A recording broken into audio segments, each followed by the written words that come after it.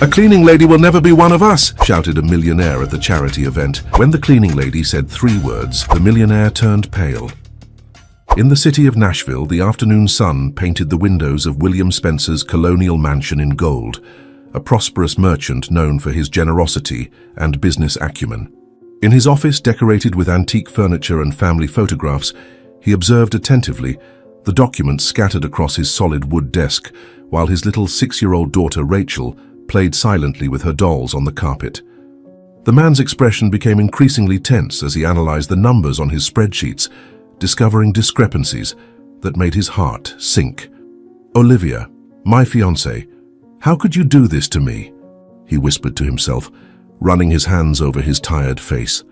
Upstairs in the house, Olivia Rhodes adjusted her long black hair in front of the mirror, rehearsing studied smiles and gestures that for months she had used to enchant her fiancé. The 25-year-old woman admired the engagement ring on her finger, mentally calculating how much more she could divert from the merchant's accounts before the wedding. Her brown eyes shone with a mixture of ambition and disdain as she planned her next bank transfer. "A few more months, and I'll have enough to start my new life away from this tedious place," she thought, satisfied with her cunning. The sound of heavy footsteps on the stairs interrupted Olivia's reveries. William climbed the steps with a folder of documents in his hands, his normally gentle face marked by a severity she had never witnessed before. Little Rachel followed him, clinging to the railing, her big dark eyes attentive to her father's every move. The merchant stopped in the hallway, his deep voice echoing through the walls. "We need to talk about something very serious, Olivia. I found some irregularities in the company's accounts that need explanation." Olivia felt a chill run down her spine, but kept her composure, years of practice in manipulation giving her confidence to face any situation. She approached William with soft steps, her emerald green dress rustling lightly. "Dear, you seem so tense. Don't you think it would be better to talk after dinner?" "I can prepare that dish you love so much," she suggested in her sweetest voice, trying to buy time to formulate a convincing explanation. The merchant, however, did not yield to the attempted manipulation. He opened the folder and began removing documents, his hands trembling slightly with contained anger. "There will be no after, Olivia. I want to know right now why there are regular transfers, leaving our accounts for an account in the Cayman Islands. Transfers that began exactly 3 months after you started working in my office," he declared, his voice gradually increasing in volume. The tension in the hallway was palpable. Rachel hugged her doll tighter, her wide eyes alternating between her father and her future stepmother. Olivia took 2 steps back, her rehearsed smile giving way to a defiant expression. "So you finally found out, didn't you? It took longer than I expected. For such an intelligent businessman, you were incredibly foolish to trust me so easily," she said, dropping her mask of docility. William advanced towards her, the documents still in his trembling hands. His voice came out broken by indignation. "How could you do this? I trusted you. I opened the doors of my home to you, gave you access to everything, introduced you to my daughter. And all this time you were stealing from me. Why, Olivia? Why do something so cruel?" Little Rachel, frightened by the argument, began to cry silently, clutching her doll tighter to her chest. "Why? Because you're pathetic, William. A rich man who squanders his money on charity and social causes when he could live like a true millionaire. You deserve to be robbed for being so naive," Olivia replied, her voice dripping with venom. She approached the stairs, preparing to leave the house with the certainty that her plan had been discovered, but determined not to leave empty-handed. The merchant, overcome with anger and disappointment, grabbed Olivia's arm, preventing her escape. "You're not going anywhere until you return every penny you stole."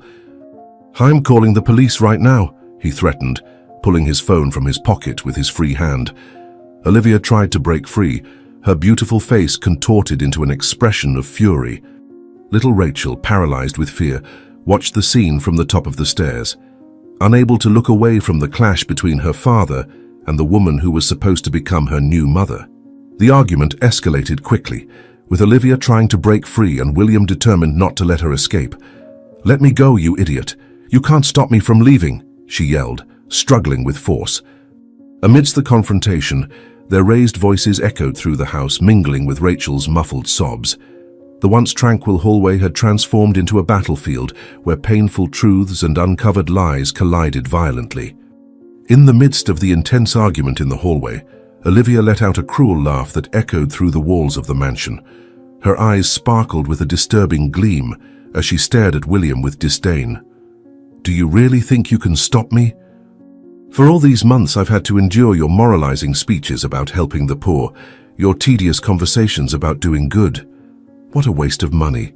Do you know how much you donated to that orphanage last month? I could have bought a house with that amount," she shouted, trying to free her arm from William's firm grip.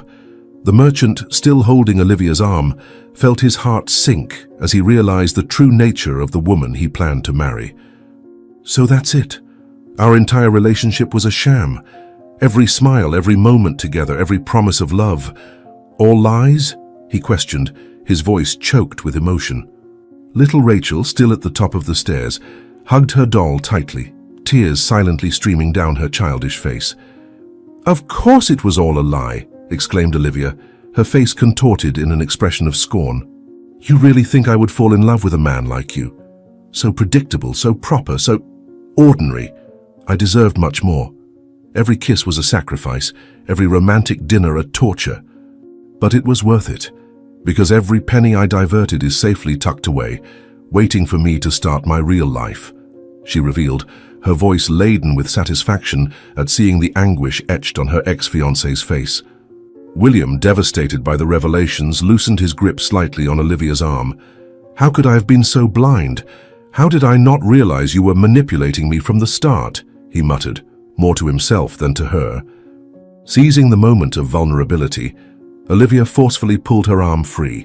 Her victorious smile lit up her face as she moved towards the stairs. "Because you only see what you want to see, William. Men like you are all the same. So easy to deceive with a pretty smile and some sweet words," she taunted, adjusting her dress with studied gestures. "And you know what? It wasn't just your money that I took. Your business contacts, your passwords, your documents. I have everything saved. You're not the first fool I've deceived, and you certainly won't be the last," she confessed, her voice overflowing with pride in her own cunning. The confession made William's blood boil. He advanced towards Olivia, determined to prevent her escape. "You're not leaving this house. You'll return everything you stole and then face justice," he shouted, rapidly approaching her. Rachel, frightened by the commotion, cried out, "Daddy, be careful," her childlike voice laden with fear. Seeing William closing in, Olivia backed up until she was perilously close to the top of the stairs. "Don't come near me," she warned, her voice now betraying a slight tremor of nervousness. "You can't prove anything. My account is in another country. The documents are well hidden. Your word against mine, and guess what? I can be very convincing when I want to," she threatened, her eyes frantically searching for an escape route. The businessman kept advancing, his deep voice reverberating down the hallway. "It's over, Olivia. Your lies, your scams, it's all over. I'm calling the police right now and you'll have to explain every penny you stole." He was just a few steps away from her, his phone already in hand, ready to make the call that would put an end to his ex-fiancé's criminal schemes. It was at that moment that Olivia revealed her true colors. With a swift motion, she grabbed a decorative statuette from a nearby table and brandished it threateningly. "You're not going to make that call, William. I won't let you destroy everything I've achieved," she screamed, her eyes wide with a mixture of fear and fury. Little Rachel let out a muffled scream, her trembling hands covering her eyes, unable to continue witnessing the terrifying scene unfolding. The tension in the hallway reached its peak when William, ignoring the threat, took another step towards Olivia. "Put that down now, Olivia. You're only making your situation worse," he said, trying to remain calm despite his racing heart. Her response was immediate and devastating. "No, you're the one who made it worse. Why couldn't you just let me go? Why did you have to play the hero?" she yelled, her voice echoing off the mansion's walls like a harbinger of tragedy. The confrontation reached its most critical moment when Olivia, cornered between William and the stairs, acted on pure survival instinct. "I warned you not to come near me!" she screamed, shoving the businessman with all her might. Time seemed to freeze as William, caught off guard, stumbled backwards. His eyes widened in shock as he realized he had lost his balance and his body began to fall down the stairs in a sequence of movements that appeared to happen in slow motion. Little Rachel, a powerless witness to the scene, let out a desperate scream. "Daddy!" The sound of William's body hitting the steps echoed through the house, mingling with the child's terrified sobs. Olivia remained frozen at the top of the stairs, watching in horror the consequences of her actions. The businessman finally came to a rest on the lower landing, lying motionless, a trickle of blood oozing from his temple. "No, no, no. This wasn't part of my plan," Olivia muttered, hurriedly descending the steps. Her high heels clicked on the wood as she approached William's lifeless body. With trembling fingers, she checked his pulse and breathing, only to confirm her worst fear. "He's dead," she whispered, her voice choked not by remorse but by the panic of the situation. Dead. Dead. And that brat saw everything, she thought frantically, looking up at the top of the stairs where Rachel was still crying. The days that followed were a whirlwind of events. William's funeral gathered hundreds of people, all genuinely dismayed by the loss of the kind merchant. Olivia perfectly played her role as a grieving fiancée, shedding false tears and receiving condolences with a devastated countenance. "He was so good, so generous," she repeated to all who approached, while her mind calculated the next steps of her macabre plan. Rachel, still in shock, did not utter a word during the entire wake and burial. Her large, frightened eyes followed every movement of Olivia. The girl knew the truth. But who would believe a 6-year-old child? "No one can know what happened on that staircase," Olivia warned in a threatening whisper when they were alone. "If you tell anyone, you'll regret it dearly, you little meddler." A week after the burial, Olivia put the final part of her plan into action. After withdrawing as much money as possible from William's accounts, she prepared a small suitcase with Rachel's clothes. "We're going on a trip," she announced with false sweetness, leading the frightened girl to her car in the dead of night. She drove for hours until she reached a distant state, stopping in an unknown town. In the middle of the night on a deserted street, Olivia stopped the car. "Get out," she coldly ordered Rachel. The girl, trembling with fear, obeyed. "Your presence is a risk I can't take. Here's some money for food," she said, throwing a few bills on the ground. "If you ever try to find me or tell anyone what happened, I swear I'll finish you off," she threatened before taking off in the car, leaving little Rachel alone in the darkness. The child stood on the sidewalk, hugging her only doll as the car's taillights disappeared into the night. Silent tears ran down her face as the reality of her situation began to weigh on her little shoulders. Alone in a strange city, with no one to turn to, Rachel began to wander aimlessly through the empty streets. The first rays of sunlight found Rachel rummaging through a trash can for something to eat, her doll still firmly clutched to her chest. It was then that an elderly woman, dressed in a simple cleaning uniform, spotted her. Marjorie Clark, a woman with a generous heart, stopped on her way to work, sadly observing the small, lonely figure. "My child, where is your family?" she asked gently, approaching with caution. The girl raised her tear-filled eyes, meeting a truly compassionate gaze for the first time in days. Marjorie, moved by a force greater than herself, extended her wrinkled hand to Rachel. "Come with me, little one. I'll take care of you," she promised, unaware that this moment would forever change not only the life of the abandoned child, but also her own destiny. Marjorie Clark's small apartment in Savannah's humblest neighborhood became the refuge Rachel so desperately needed.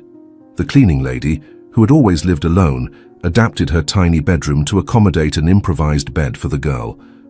During the nights when nightmares about her father's death tormented Rachel, Marjorie would embrace her tenderly, whispering words of comfort. "Calm down, my child, you're safe here. No one will hurt you again. I'll protect you with my own life if necessary." The first few months were especially difficult for both of them. Marjorie had to work double shifts to support another mouth, taking on extra cleaning jobs on weekends and doing laundry for others. Her hands, calloused from hard work, trembled with fatigue at the end of the day, but her heart warmed to see Rachel waiting for her at home, always with a tight hug and a shy smile.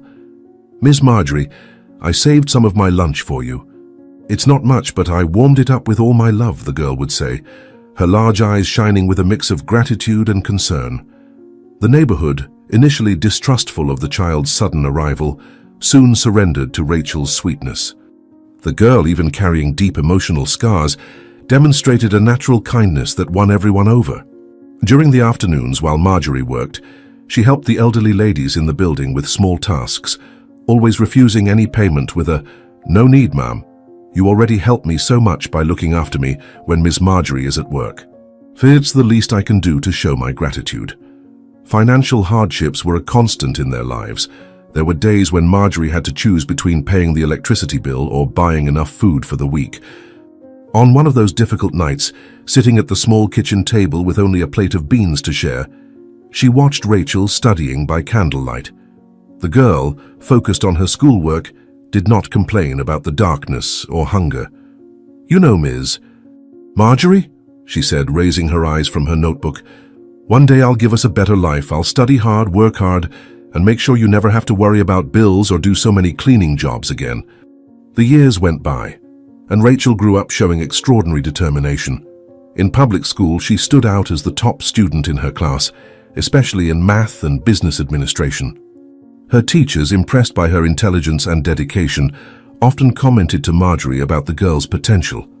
"Your daughter has a special gift for business, Miss Marjorie. She needs to continue studying, go to college." It would be a waste to leave so much talent undeveloped. The teacher's words planted a seed of hope in Marjorie's heart, but also brought new worries. How could she afford college for Rachel? Her savings barely covered their basic expenses.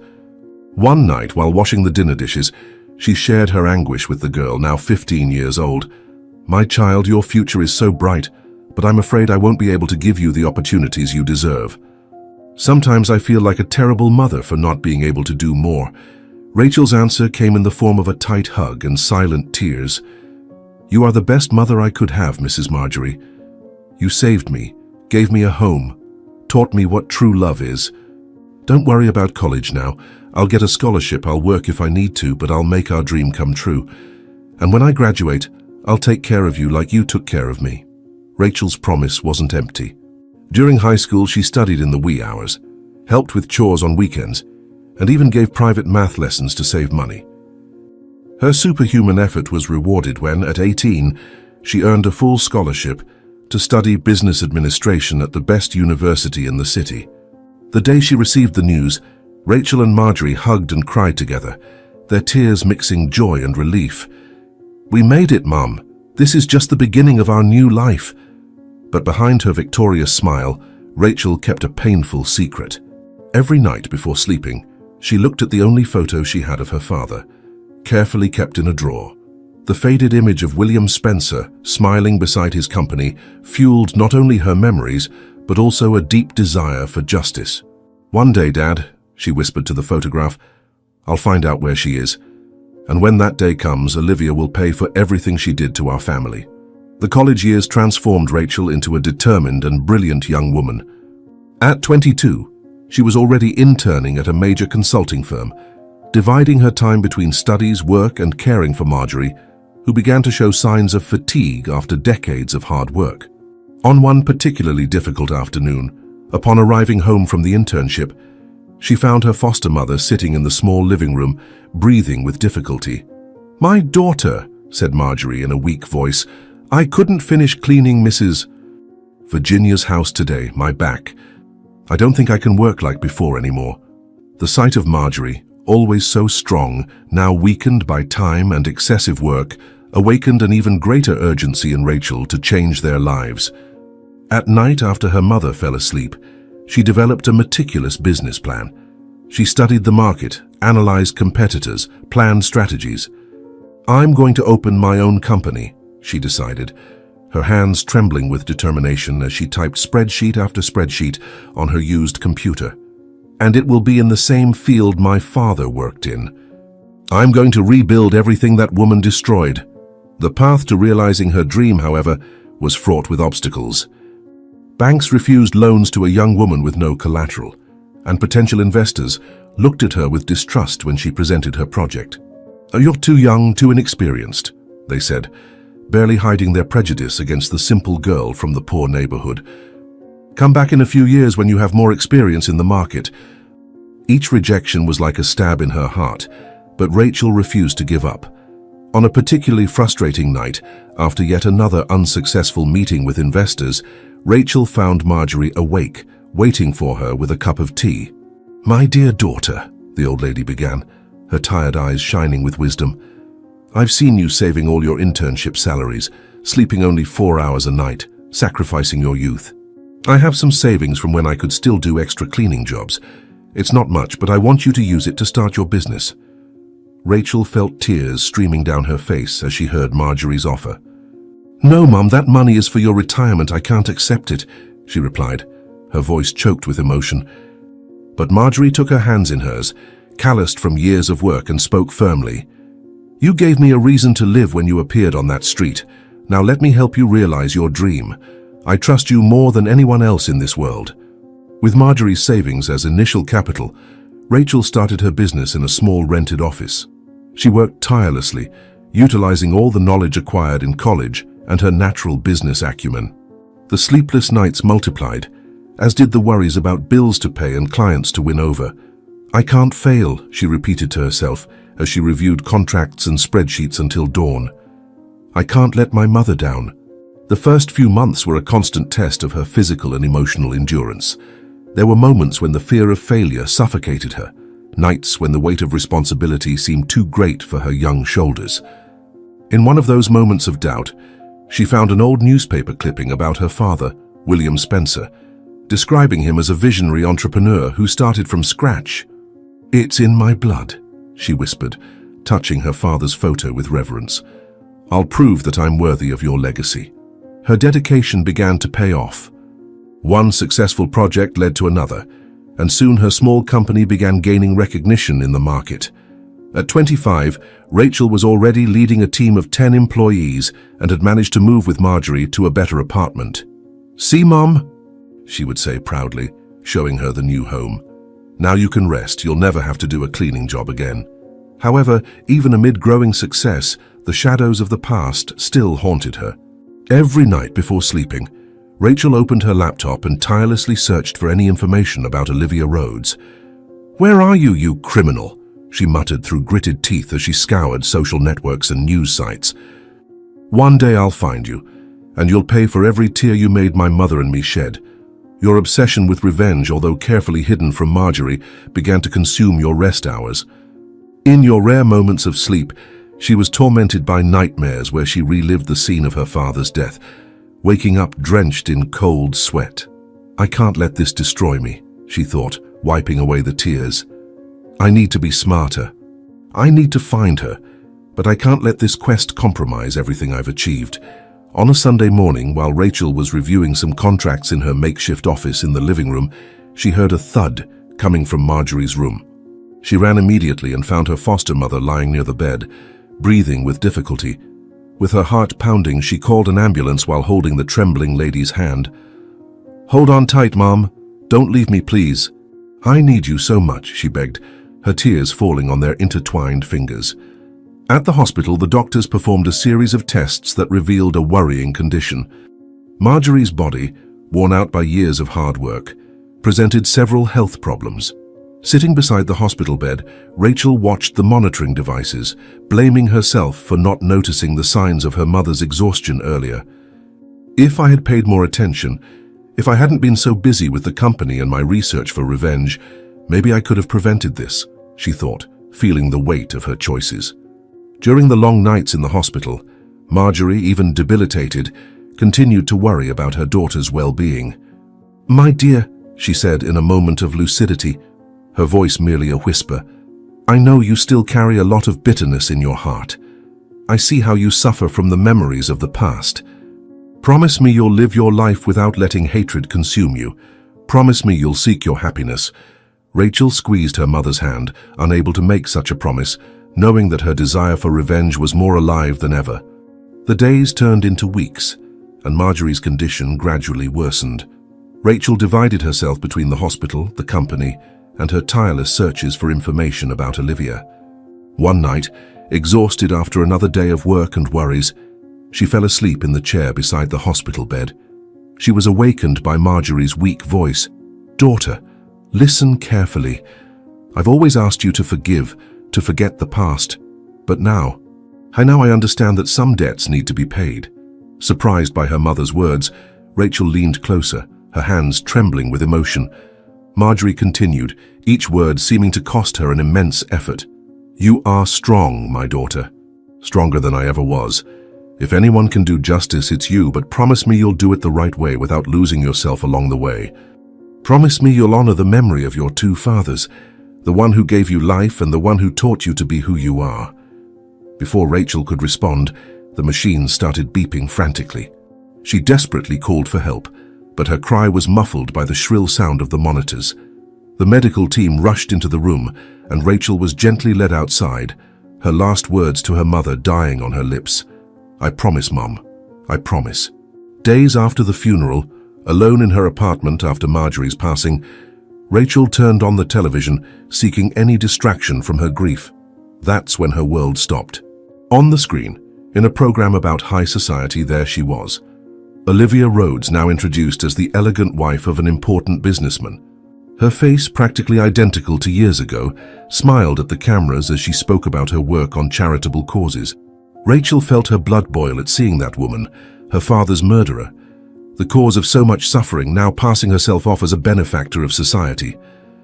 With her hands trembling with hatred, she turned up the volume of the television to hear the interview. Olivia's words sounded false and empty, just like years ago. "I've always believed in the importance of helping the less fortunate. My husband and I dedicate our lives to social causes." With a scream of rage, Rachel hurled the remote control against the wall. Marjorie's last words echoed in her mind, mingling with her own promises of revenge. At that moment, she made her decision. She grabbed her phone and dialed a familiar number. "Jared, I need your help. I found her.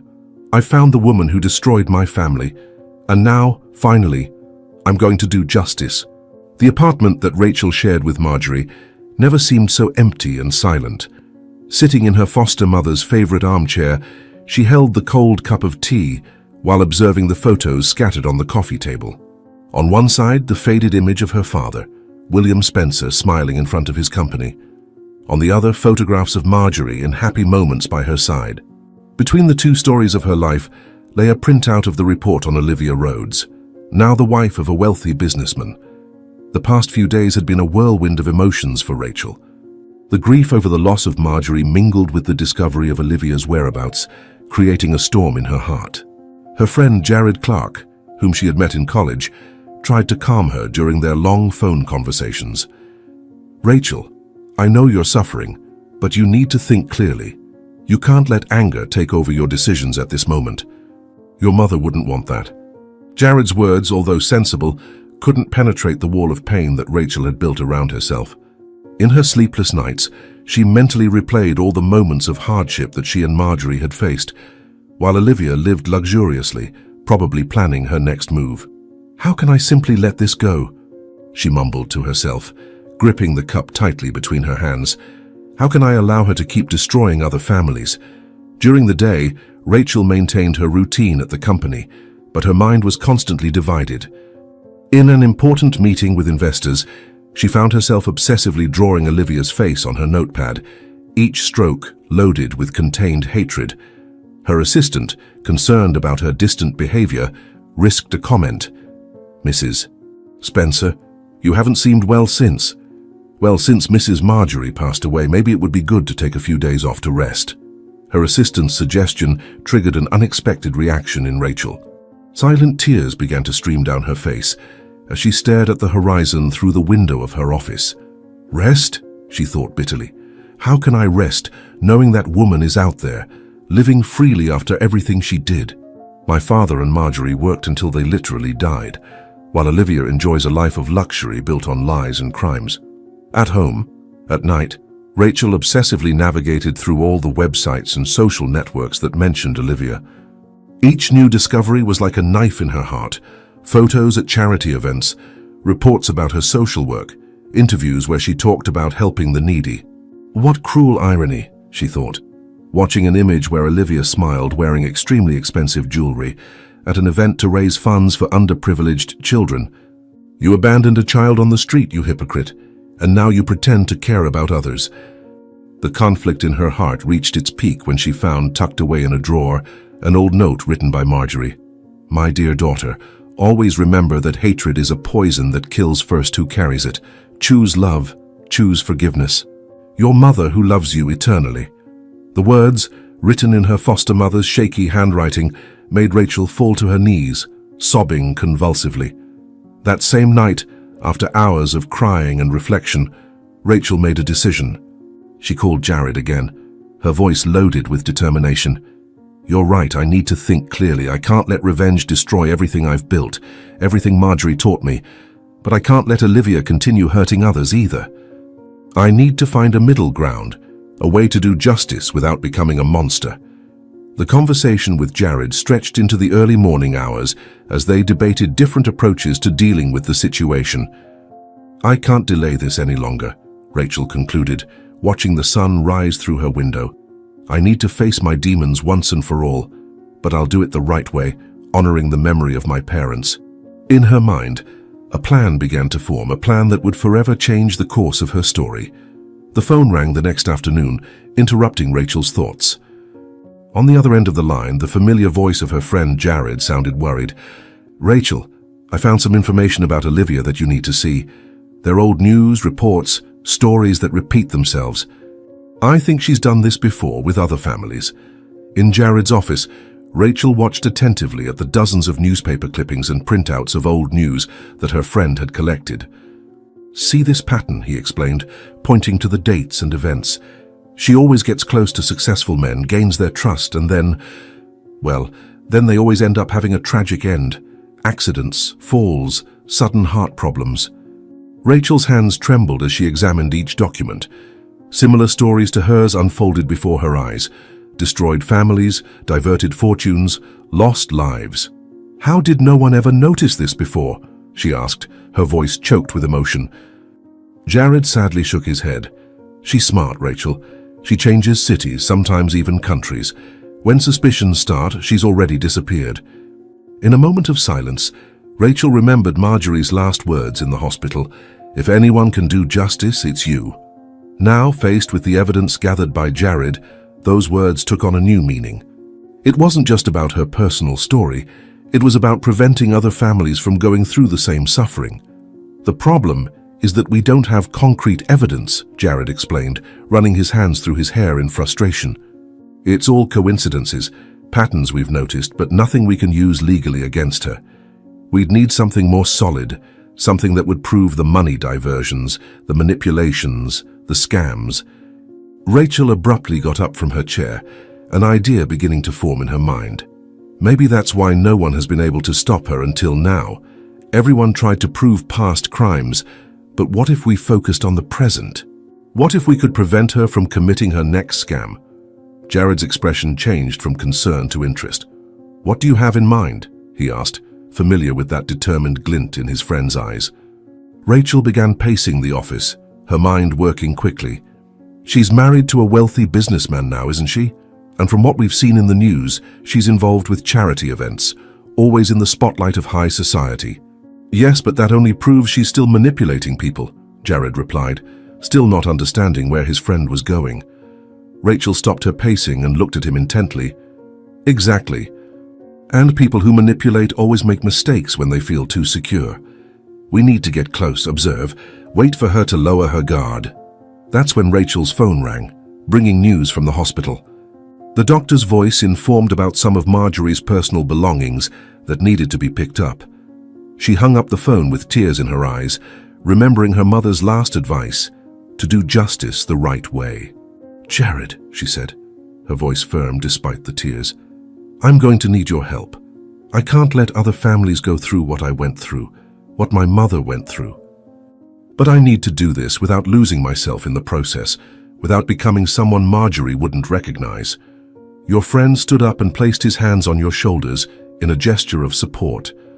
I'm with you, Rachel. We'll find a way to do justice without becoming what we fight against. Your mother would be proud to see you choosing this path." Seated in the living room of Rachel's apartment, she and Jared spent hours analyzing all the possible approaches. It was when, after several coffees and discarded ideas, Jared straightened up in his chair, his eyes shining with that expression Rachel knew well, the expression that always preceded his brightest ideas. "What if you infiltrated her house?" he suggested, leaning forward with enthusiasm. Rachel frowned, confused. "How do you mean infiltrate? She would recognize me the instant she saw me." But Jared was already on his feet, pacing the room as he developed his plan. "No, she wouldn't recognize you. Think about it, Rachel. She abandoned you when you were only 6 years old. Now you're a 25-year-old woman.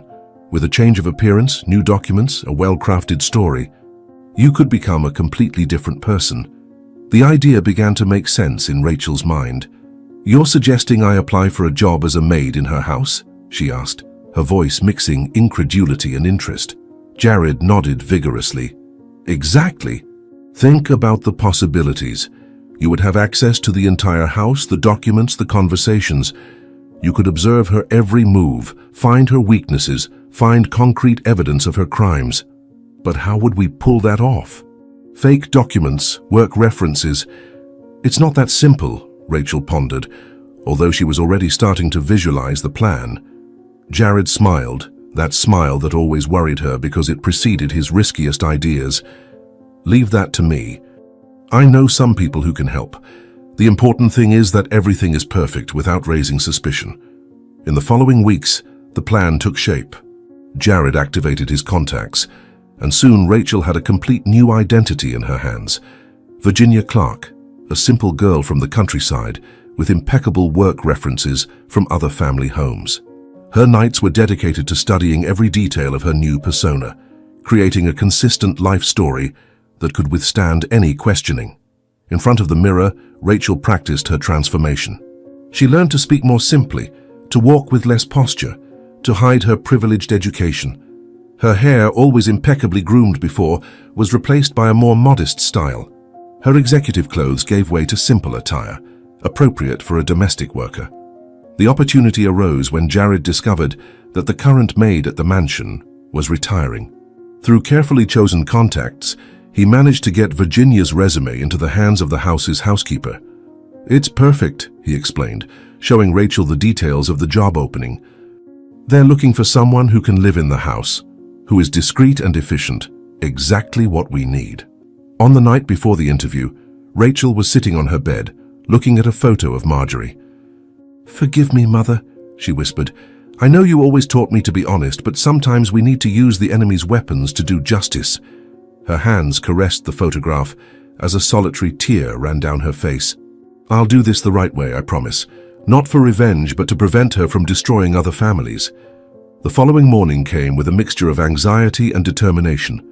Rachel, now Virginia, adjusted her simple uniform one last time in front of the mirror. Jared was waiting for her in the living room, holding a folder with her new documents. "Are you ready?" he asked, studying his friend's impressive transformation. Rachel nodded, her voice firm despite her racing heart. "Ready. It's time for Olivia Rhodes to meet her new maid." In the small kitchen of Jared Clark's apartment, the aroma of freshly brewed coffee filled the air as he and Rachel discussed the details of their plan. On the table, a folder containing the fake documents of Virginia Clark awaited alongside newspaper clippings and photographs of the mansion where Olivia lived with her current husband. Jared, absent-mindedly stirring his coffee cup, looked thoughtfully at his friend. "We need to think about every detail," he said, pushing his glasses back into place.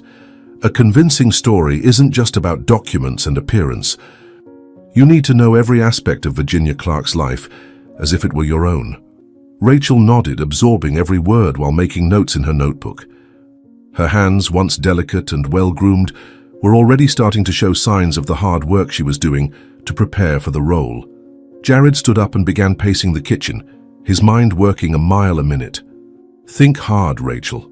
Virginia needs to have a story that explains not only her skills as a domestic worker, but also any slip-up you might make. She needs to have worked in big houses before, but not so big that they can easily verify the references. She needs to be from a small town, far enough away to make any investigation difficult." As her friend spoke, Rachel felt a mixture of gratitude and admiration. Jared had always been her support system since college days, but now he was outdoing himself. "How do you manage to think of so many details?" she asked, watching him draw a complex mind map on a whiteboard he kept in the kitchen. He smiled. That smile that always preceded his most brilliant ideas. Years of watching detective shows and reading crime novels are finally serving a useful purpose. The plan began to take a more concrete shape when Jared presented his research on the mansion's routine. I observed the movement for an entire week. The staff arrives early, around 6 in the morning. The housekeeper, a lady named Francisca Martinez, is the one who coordinates everything. She will be your first barrier, but also your best ally if we can convince her.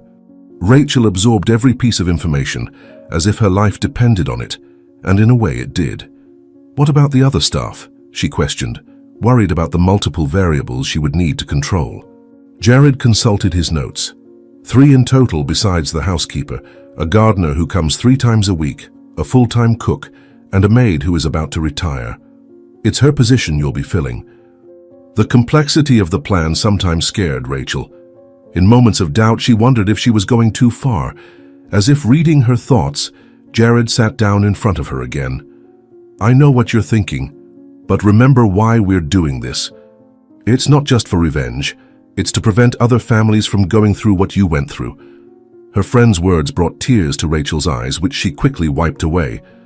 You're right, she responded, her voice firm despite the emotion. But what if she recognizes me? What if this whole plan goes wrong? Jared took her hands in his gaze conveying confidence. That's why we're thinking about every detail. Virginia Clark will be so real that even you will start to believe in her. For hours, they refined every aspect of Rachel's new identity. Jared insisted on practicing different scenarios, asking questions the housekeeper might ask, creating unexpected situations she would need to face. You can't hesitate, he explained. Virginia Clark needs to be as natural as breathing. Every hesitation, every doubtful look can arouse suspicion. At the end of that long night of planning, Rachel looked at her reflection in the kitchen window. The woman staring back at her was no longer the successful businesswoman. She was a shadow between 2 identities, preparing to plunge into a role that could change everything. Tomorrow we begin your transformation, Jared said, putting the documents in the folder. And in 2 weeks, when the vacancy officially opens, Virginia Clark will be ready for her interview. The following days were intense. In a small salon on the outskirts of the city, Rachel watched in the mirror as her hair, once perfectly groomed, received a special treatment to look simpler and dull. Jared supervised every detail of the transformation, from the choice of the new, darker color without highlights to the more basic and functional cut. It needs to look like you cut your own hair to save money, he explained, instructing the hairdresser. Her hands, which once sported an impeccable manicure, now showed calluses purposefully cultivated after weeks of washing dishes and scrubbing floors. Rachel spent hours recalling and practicing household chores in Jared's apartment, learning not only to perform them correctly, but to do them with the naturalness of someone who has done this work for years. Your hands need to tell a story, he said, the story of someone who has worked hard since they were young. At night, they both dedicated themselves to building Virginia Clark's story. You were born in a small town in the country, Jared narrated while Rachel memorized every detail. You started working as a maid at 15 to help your sick mother. You worked in several family homes, always with good references, but had to move to the capital in search of better opportunities. At a particularly difficult moment, when they were practicing a possible interview with the housekeeper, Rachel broke down in tears. What if I can't do it, Jared? What if all this effort is in vain? Her friend hugged her tightly, offering the support she so desperately needed. You are the most determined person I know, Rachel. If anyone can do this, it's you. Think of Marjorie. Think of your father. You're doing this for them. The issue of false documents was especially delicate. Jared activated contacts he preferred not to reveal, ensuring that each paper was perfect and untraceable. Work ID, identity documents, references from previous jobs. Everything needs to be impeccable, he explained, examining each document with meticulous attention. Olivia may not check, but the housekeeper certainly will. To complete the transformation, Rachel needed to learn to modify her way of speaking and carrying herself. Her refined vocabulary gave way to simpler expressions. Her elegant gait was replaced by a more humble posture. Remember, Jared instructed during rehearsals, Virginia did not have access to formal education beyond the basics. She is intelligent, but in a different, more practical, and less academic way. The nights turned into an endless sequence of practice and preparation. In an improvised room in Jared's apartment, Rachel learned to fold clothes with professional precision, to iron dress shirts without leaving a single mark, to organize closets with the efficiency expected of an experienced maid. "Every detail counts," Jared repeated. "Every little gesture needs to be authentic." Between practices, Rachel occasionally caught herself looking at her reflection, barely recognizing the woman staring back at her. It wasn't just a physical change. It was as if Virginia Clark was truly coming to life, occupying spaces in her mind and heart that once belonged exclusively to Rachel Spencer. "Sometimes I'm afraid of losing myself in this character," she confessed one night. Jared, who was organizing another folder with documents, stopped and looked seriously at his friend. "That's why I'm here. To help you remember who you really are. To prevent you from getting lost in this role. Virginia Clark is just a mask, Rachel. A necessary mask to achieve justice, but still just a mask." On the eve of the interview, as they finalized the last preparations, Jared gave Rachel a small silver crucifix. "It was my grandmother's," he explained. "Virginia Clark seems like the kind of person who would carry something like this, a family heirloom. Plus, it will help you remember that you are not alone in this mission." On the morning of the interview, Rachel, now completely transformed into Virginia Clark, waited at the bus stop as planned. She wore a simple outfit, a gray knee-length skirt, a plain white blouse, and low, worn shoes. Her battered briefcase contained all the necessary documents, meticulously organized by Jared the night before. The silver crucifix shone discreetly on her neck. "Remember," Jared's voice echoed in her mind, "you are nervous, but not scared. Virginia Clark has worked in other big houses before. She is competent and knows it. Keep your gaze firm but respectful. Never confront directly. Always use yes ma'am and no ma'am." Rachel took a deep breath, adjusting her posture as they had practiced countless times. The bus dropped her off 2 blocks from the mansion. As she walked, Rachel observed the wealthy neighborhood, allowing her face to show the discreet wonder expected from someone of humble origins. Upon reaching the imposing gates of the residence, she rang the bell with slightly trembling hands. She didn't need to pretend to be nervous this time. The housekeeper, Francisca Martinez, was exactly as Jared had described. A lady of about 60 with perfectly groomed gray hair and a penetrating gaze that seemed to evaluate every detail. "Virginia Clark?" she asked, consulting a clipboard. "Yes, ma'am," Rachel replied, keeping her eyes lowered but not submissive. "Please follow me." During the interview in the small governess room, Rachel played her role to perfection. She answered all the questions with Virginia Clark's studied simplicity, presented her references with contained pride, demonstrated practical knowledge about household chores. "And why did you leave your last job?" Francisca inquired, her eyes attentive to every reaction. "My former employer moved abroad, ma'am," Rachel replied, using the story they had created. "She even offered for me to go along, but my mother is ill, and I need to stay in the country to care for her." The lie came out naturally, supported by a forged letter of recommendation Jared had secured through his contacts. Francisca seemed satisfied with the answers, but still had one last requirement. "We need you to start immediately and live in the house. We have a staff room available. Would that be a problem?" Rachel felt her heart quicken. It was exactly what they had hoped for. "No, ma'am, I can start whenever you wish." At the end of the interview, Francisca stood up and offered a small smile. "Well, Virginia, your references are excellent and you seem to understand what we expect. The job is yours if you want it. Can you start tomorrow?" Rachel nodded, allowing a grateful smile to light up her face. "Thank you very much, ma'am. You won't regret it." Leaving the mansion, Rachel maintained Virginia Clark's demeanor until she turned the corner.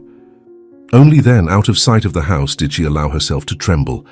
She took out the disposable phone Jared had provided and typed a simple message. "I got it." The reply came instantly. "Never doubted it. Now the real game begins." That night in her apartment, Rachel packed a small bag with the simple clothes she would wear as Virginia. On her bed, the portrait of Marjorie and the old photo of her father seemed to watch her.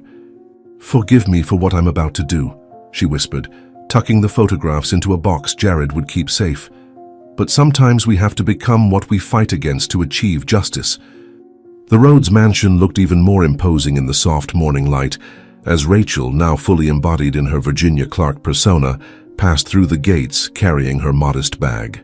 Francisca was waiting for her at the back entrance, her uniform impeccably starched, and her rigid posture making it clear that punctuality was only the first of many requirements.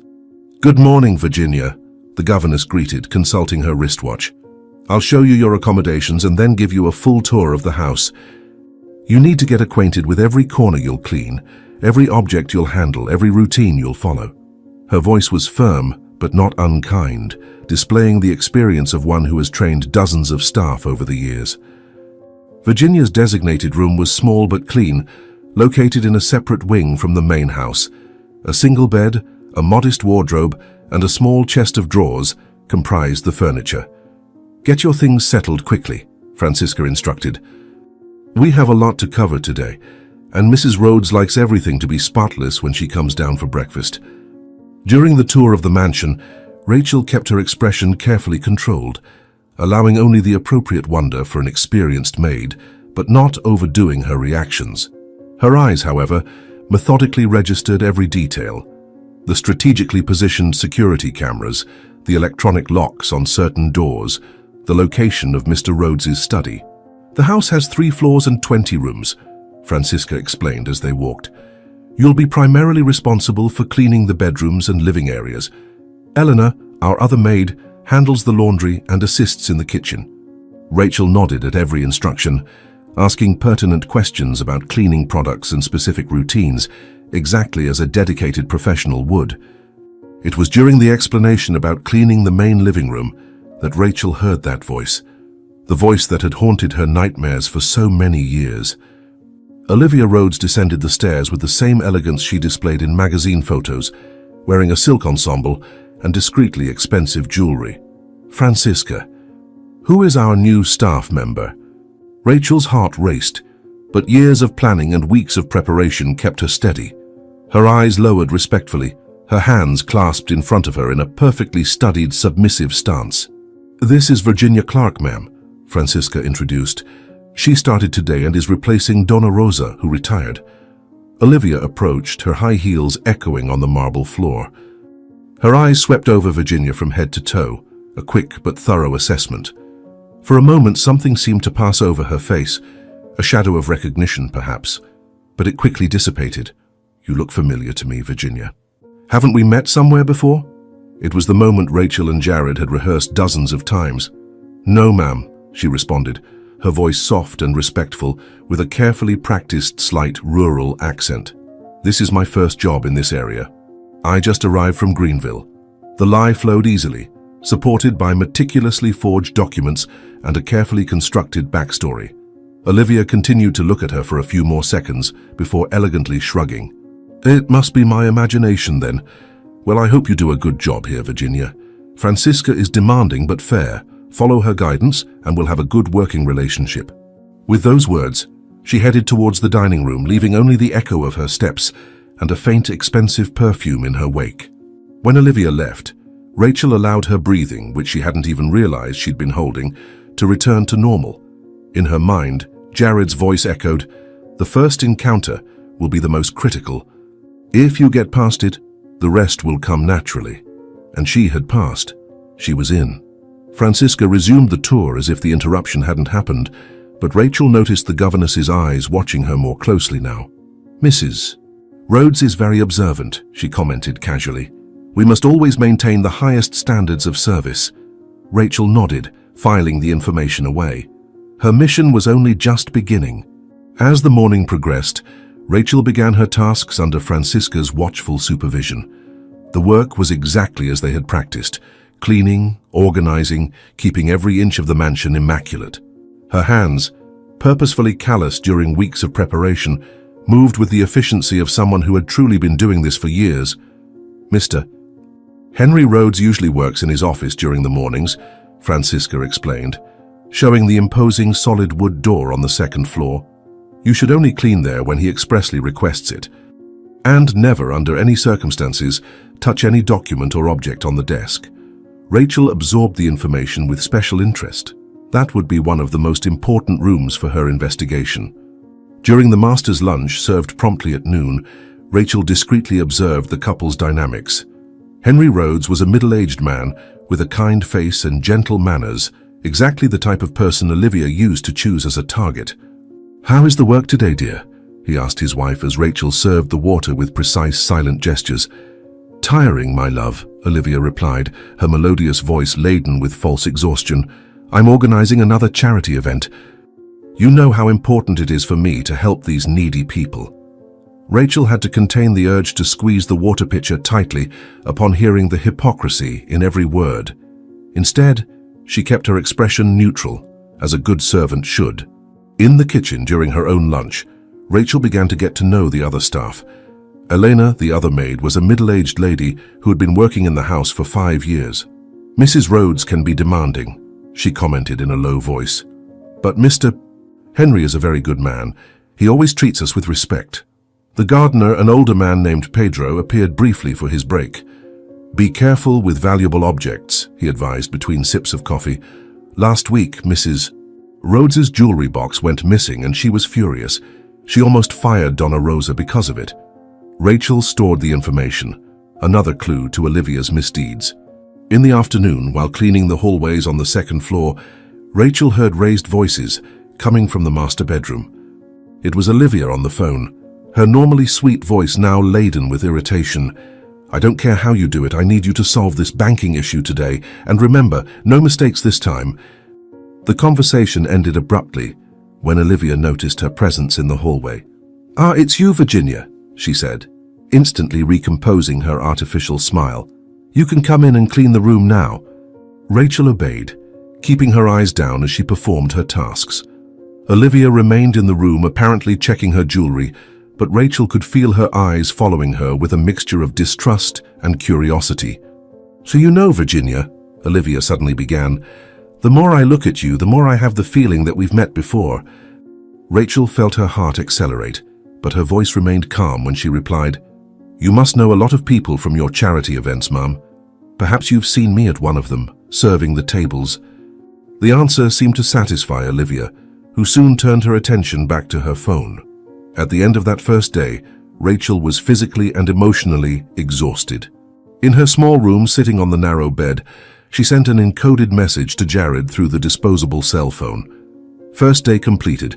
The ground is fertile but needs constant care." It was the code they had established to indicate that everything was fine, but that she would need to be extremely cautious. The first week of work at the mansion passed as a constant endurance test. Rachel performed every task with studied perfection, always attentive to Olivia's movements and the household routines. Gradually, her efficiency and discretion began to draw attention not only from Francisca, but also from the masters themselves. "Virginia," Olivia called one afternoon, as the supposed maid organized her luxurious closet. "I've noticed you take special care with my clothes and jewelry. I like that." The false maid allowed a modest smile to appear on her face. "Thank you, Mum. I learned from an early age that delicate things need special attention." Her seemingly innocent reply carried an irony that only she understood. During the dinners the couple hosted for their high society friends, Rachel observed how Olivia manipulated those around her. Her ex-stepmother hadn't changed. She was still using her charm and false displays of kindness to gain others' trust. "You know, Henry," she would say to her husband during one of these events, "we need to increase our contribution to the orphanage. Those children need us so much." On her 10th day of work, an unexpected incident accelerated her plans. While cleaning the hallway near the office, Rachel heard the sound of something breaking, followed by a small cry from Olivia. Without a second thought, she ran to help and found her ex-stepmother trying to collect the shards of a valuable Chinese vase. "I'm sorry, ma'am. Let me clean that up," she promptly offered, already grabbing the cleaning supplies. Olivia seemed genuinely distraught. "Henry will be furious. It was a family heirloom." Rachel saw her opportunity. "If you'll allow it, ma'am, I can say it was me who accidentally broke it during cleaning." The look Olivia gave her was one of surprise and interest. "You would do that, Virginia?" Rachel nodded, keeping her expression serene. "You've been so good to me, it's the least I can do to repay you." That moment marked a significant shift in their relationship. Olivia began to see her not just as another maid, but as someone she could trust. In the following days, Olivia started requesting Virginia's services more and more, especially when discretion was needed. "Virginia, I need you to organize my personal documents," she requested one afternoon. "You seem like someone who knows how to keep secrets."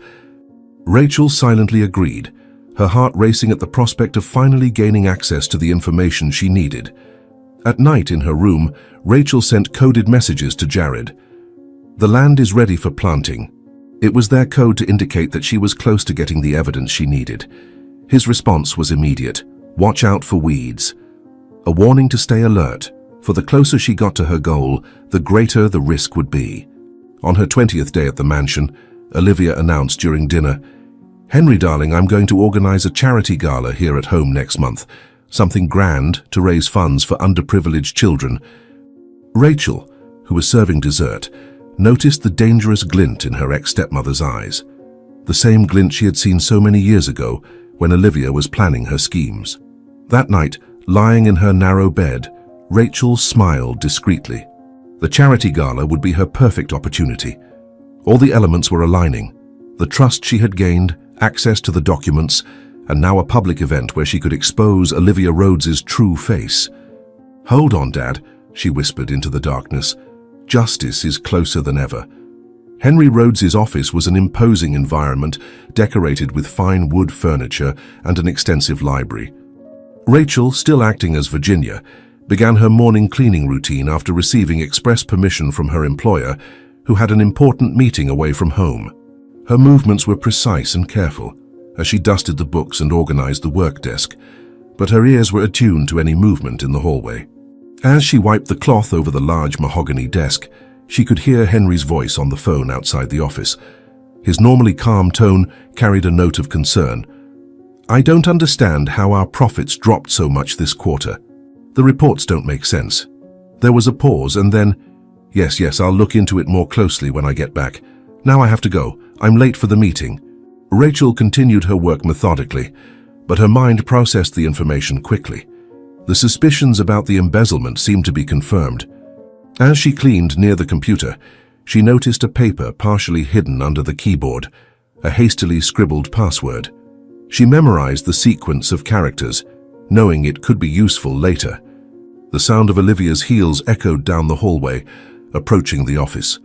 Rachel immediately intensified her cleaning motions, appearing completely absorbed in removing an imaginary stain from the carpet. "Virginia," Olivia called from the door, "when you're done here, I need you to organize my closet. I'm going to make some donations for the charity bazaar." "Yes, ma'am," Rachel replied, with the expected docility of a servant. She discreetly watched as Olivia approached Henry's desk, took some papers from a drawer and tucked them into her folder. The movement was quick and furtive, as if she didn't want to be seen, but Rachel mentally registered which drawer had been opened. Later that day, while organizing Olivia's closet, Rachel could hear her ex-stepmother talking on the phone in the adjacent room. "No, you need to transfer the money to the account in the Cayman Islands first," she said in a low voice. "After that, we can move it to the foundation account. No one will suspect charity donations." Rachel felt her heart race. It was the same scheme she had used with her father. The day dragged on slowly, each minute seeming like an eternity as Rachel awaited her opportunity. When night finally fell and the house grew quiet, she sent a coded message to Jared. "The seeds have started sprouting." It was their code to indicate that she had found the first concrete evidence of Olivia's crimes. In her small room, lying on the narrow bed, Rachel planned her next steps. The pieces of the puzzle were starting to fit together.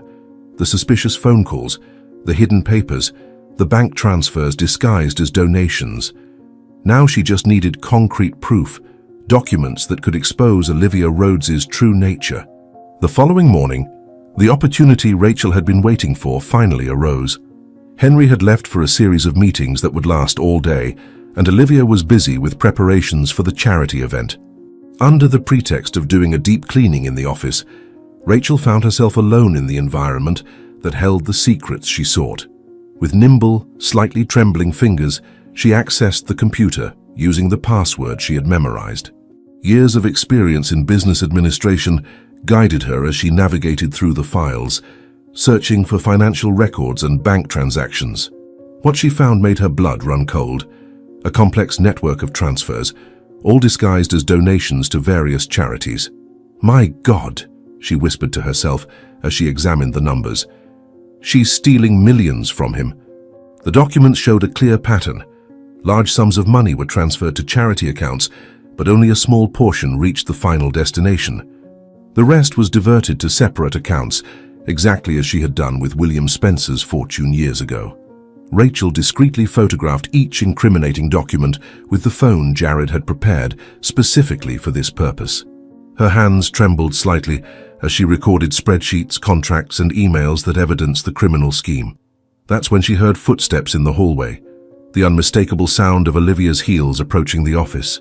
With a speed born of desperation, Rachel closed all the files and turned off the monitor.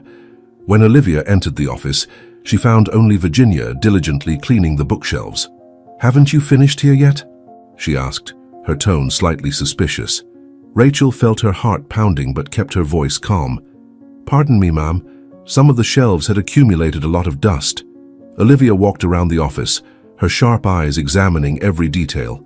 She stopped in front of Henry's desk, ran her fingers across the surface as if looking for dust. "You seem very interested in this office, Virginia," she commented casually, but there was a note of threat in her voice. "This is the third time this week I've found you here.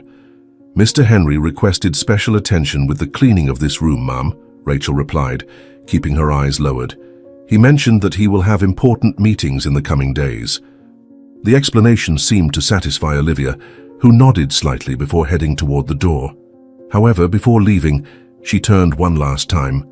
"You know, Virginia, loyalty is something I value greatly in my employees. I hope I can trust you." Once she was alone again, Rachel let out a trembling sigh. That encounter had been too close, far too close. She needed to be more careful. She quickly sent the photos to Jared through the secure app they had set up, deleting them from her phone afterward. She couldn't risk anyone finding them. The rest of the day unfolded in constant tension. Rachel felt Olivia's eyes following her around the house, observing her movements with more attention than usual. During dinner, as she served dessert, she noticed her former stepmother studying her through the reflection of the silver cutlery, like a predator assessing its prey. At night, locked in her room, Rachel received confirmation from Jared. He had received all the photos and was already analyzing the documents. "They're concrete evidence of fraud," he wrote, "but we need more. We need to catch her red-handed, in a way she can't deny." The next morning, a crucial moment unfolded in the office. Henry was at his desk, frowning as he analyzed a series of financial reports. "There's something strange here," he muttered, running his hands over his face in a sign of concern. Rachel, who was cleaning the hallway, slowed her pace to discreetly observe the scene. Olivia appeared as if she had a sixth sense for moments of crisis. Her steps were soft, calculated, as she approached her husband. "What's wrong, my love? You seem worried." Her voice was pure honey, maternal and comforting. Rachel watched through the reflection of the hallway mirror as her former stepmother positioned herself strategically beside her husband, a delicate hand on his shoulder. "These foundation accounts, Olivia." "The numbers seem inconsistent," Henry said, pointing to the spreadsheets. Olivia leaned over the papers, her expensive perfume enveloping the environment. "Oh, darling, you've been so tired. Let me take a look at this." You know how confusing these bureaucratic matters can be.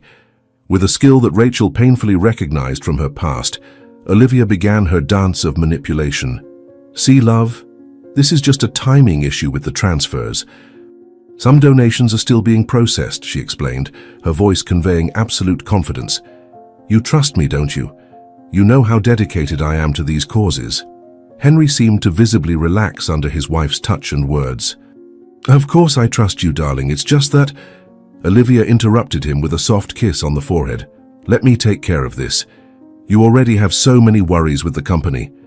I'll talk to the accountant tomorrow and get everything organized for you." Rachel, still pretending to clean the same spot, watched in fascination as Olivia masterfully conducted the situation. However, she noticed something different. A slight tremor in her former stepmother's hands as she gathered the documents, an almost imperceptible tension in her perfect smile. "Virginia," Olivia's voice pulled her from her observations. "Please bring Mr. Henry some tea, and after that you can take the afternoon off. I'll need the office empty to organize these documents." Her eyes met Rachel's for a moment. There was an alert, almost threatening glint in them. As she prepared the tea in the kitchen, Rachel reflected on the scene she had just witnessed. Olivia was still the same skilled manipulator as before, but something was different. The pressure was starting to affect her.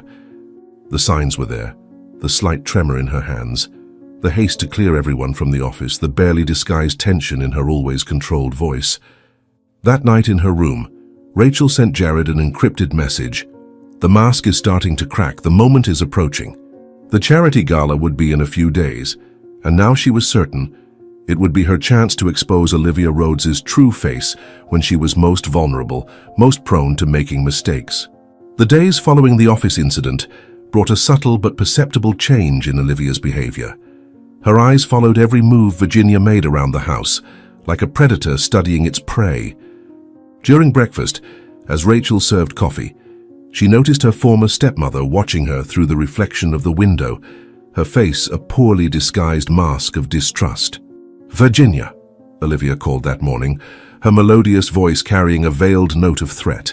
"I've noticed you have a special interest in my husband's office, always so dedicated to cleaning that room." Rachel maintained her submissive posture, but her heart raced. "I'm just trying to do my job well, ma'am. Mr. Henry is very demanding about the organization of his documents." The tension between the two women was like electricity in the air, invisible but potent. Olivia approached, her expensive perfume filling the environment. "You know, dear, I've learned over the years that people are rarely what they seem. Sometimes behind an innocent face hides someone completely different." Her fingers tapped softly on the table, her perfectly manicured nails producing a rhythmic, threatening sound. Francisca, the housekeeper, interrupted the moment by entering the room with a list of preparations for the charity gala. Rachel took the opportunity to withdraw, but not before noticing the calculating look Olivia cast her way. In her small room, she sent a quick message to Jared. "The snake is suspicious. We need to accelerate the plan." During lunch, as she served the meal, Rachel observed how Olivia kept Henry completely entangled in her webs of manipulation. "Darling, I've been thinking about those financial concerns that troubled you," she said, her voice as sweet as poisoned honey. "I spoke with the accountant and it's all explained. It was just some delays in the transfers to the institutions." Henry smiled, completely captivated. "What would I do without you, my love? Always so efficient, so dedicated to our charitable causes."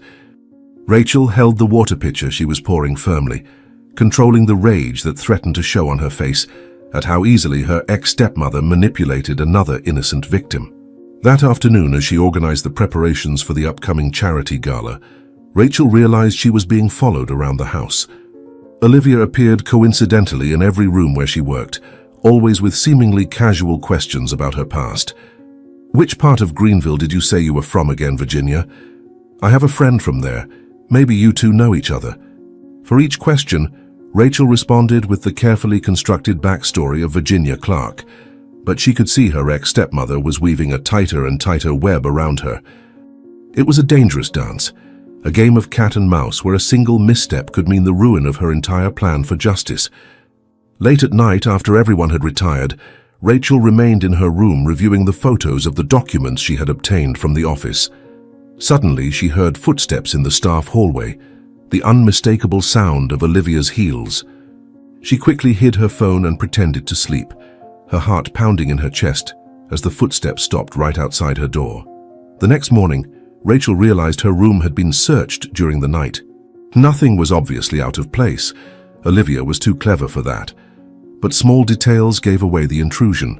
A drawer closed differently, her clothes folded in a slightly altered order.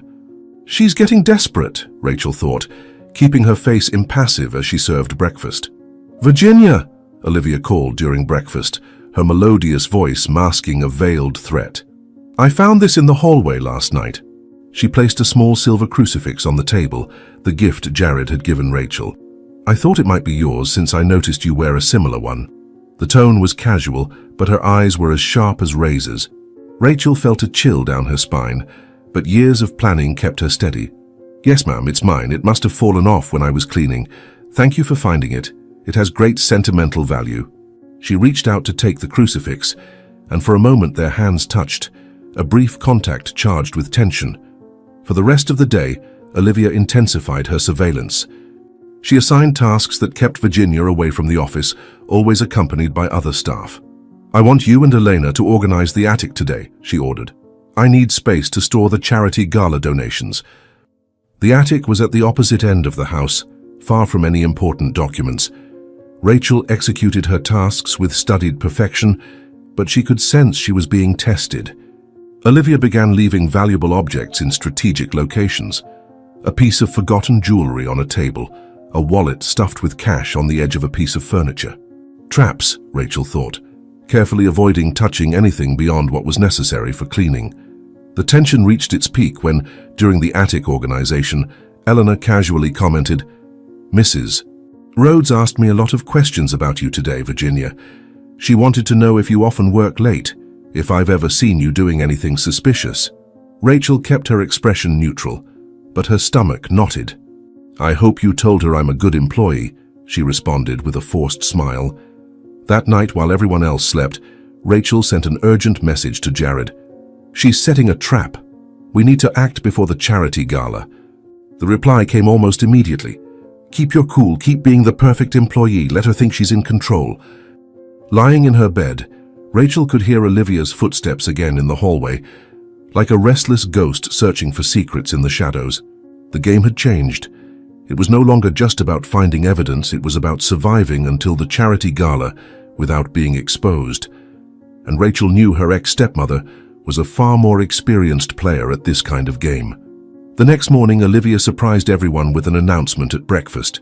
"Virginia has been so dedicated that I've decided to promote her.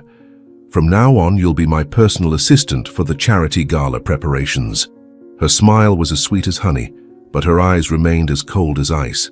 Rachel felt a chill run down her spine. She was being pulled closer to the snake. "Thank you, Mom." "That's very kind of you," Rachel responded, keeping her eyes down and her voice submissive. Henry, who was reading his newspaper, smiled with approval. "Excellent idea, my dear. Virginia really has proven herself quite competent." Olivia nodded, her eyes never leaving the face of her new assistant.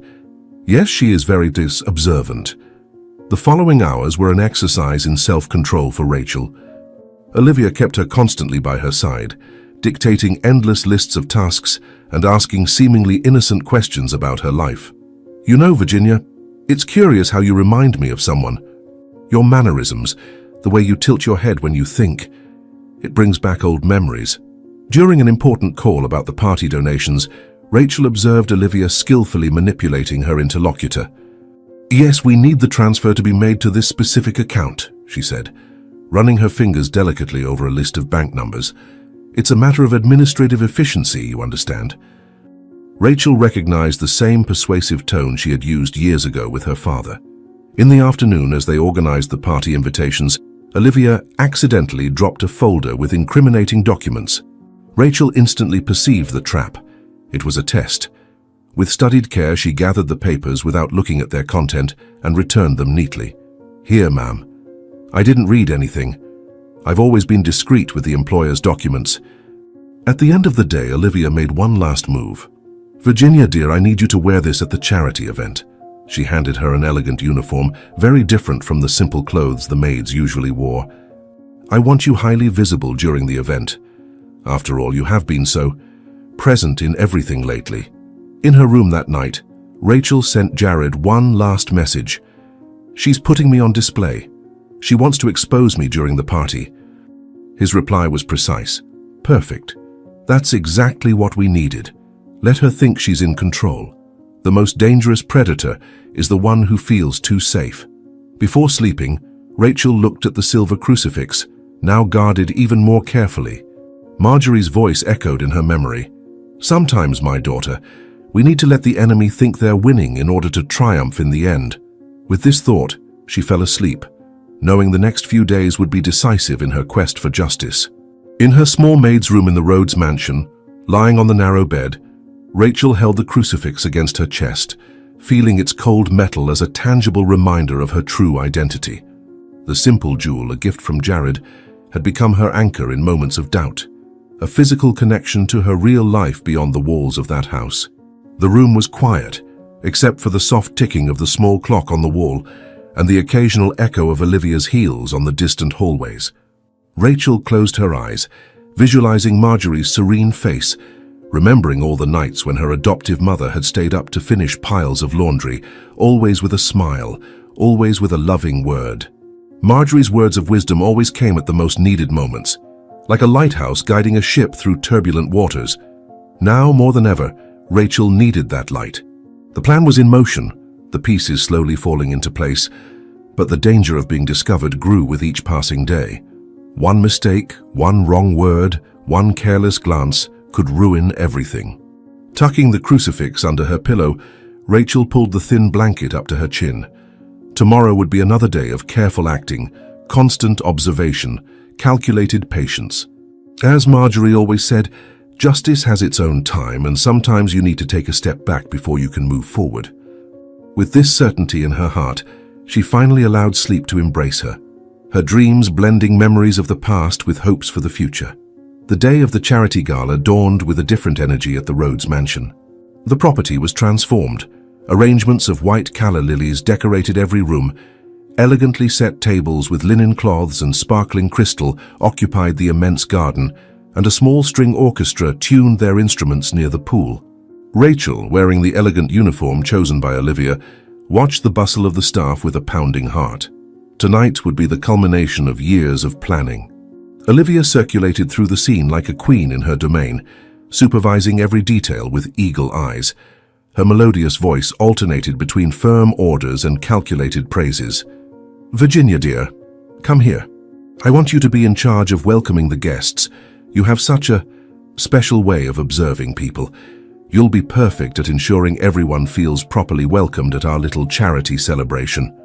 Olivia's smile was sweet, but her words carried a weight that did not go unnoticed by Rachel.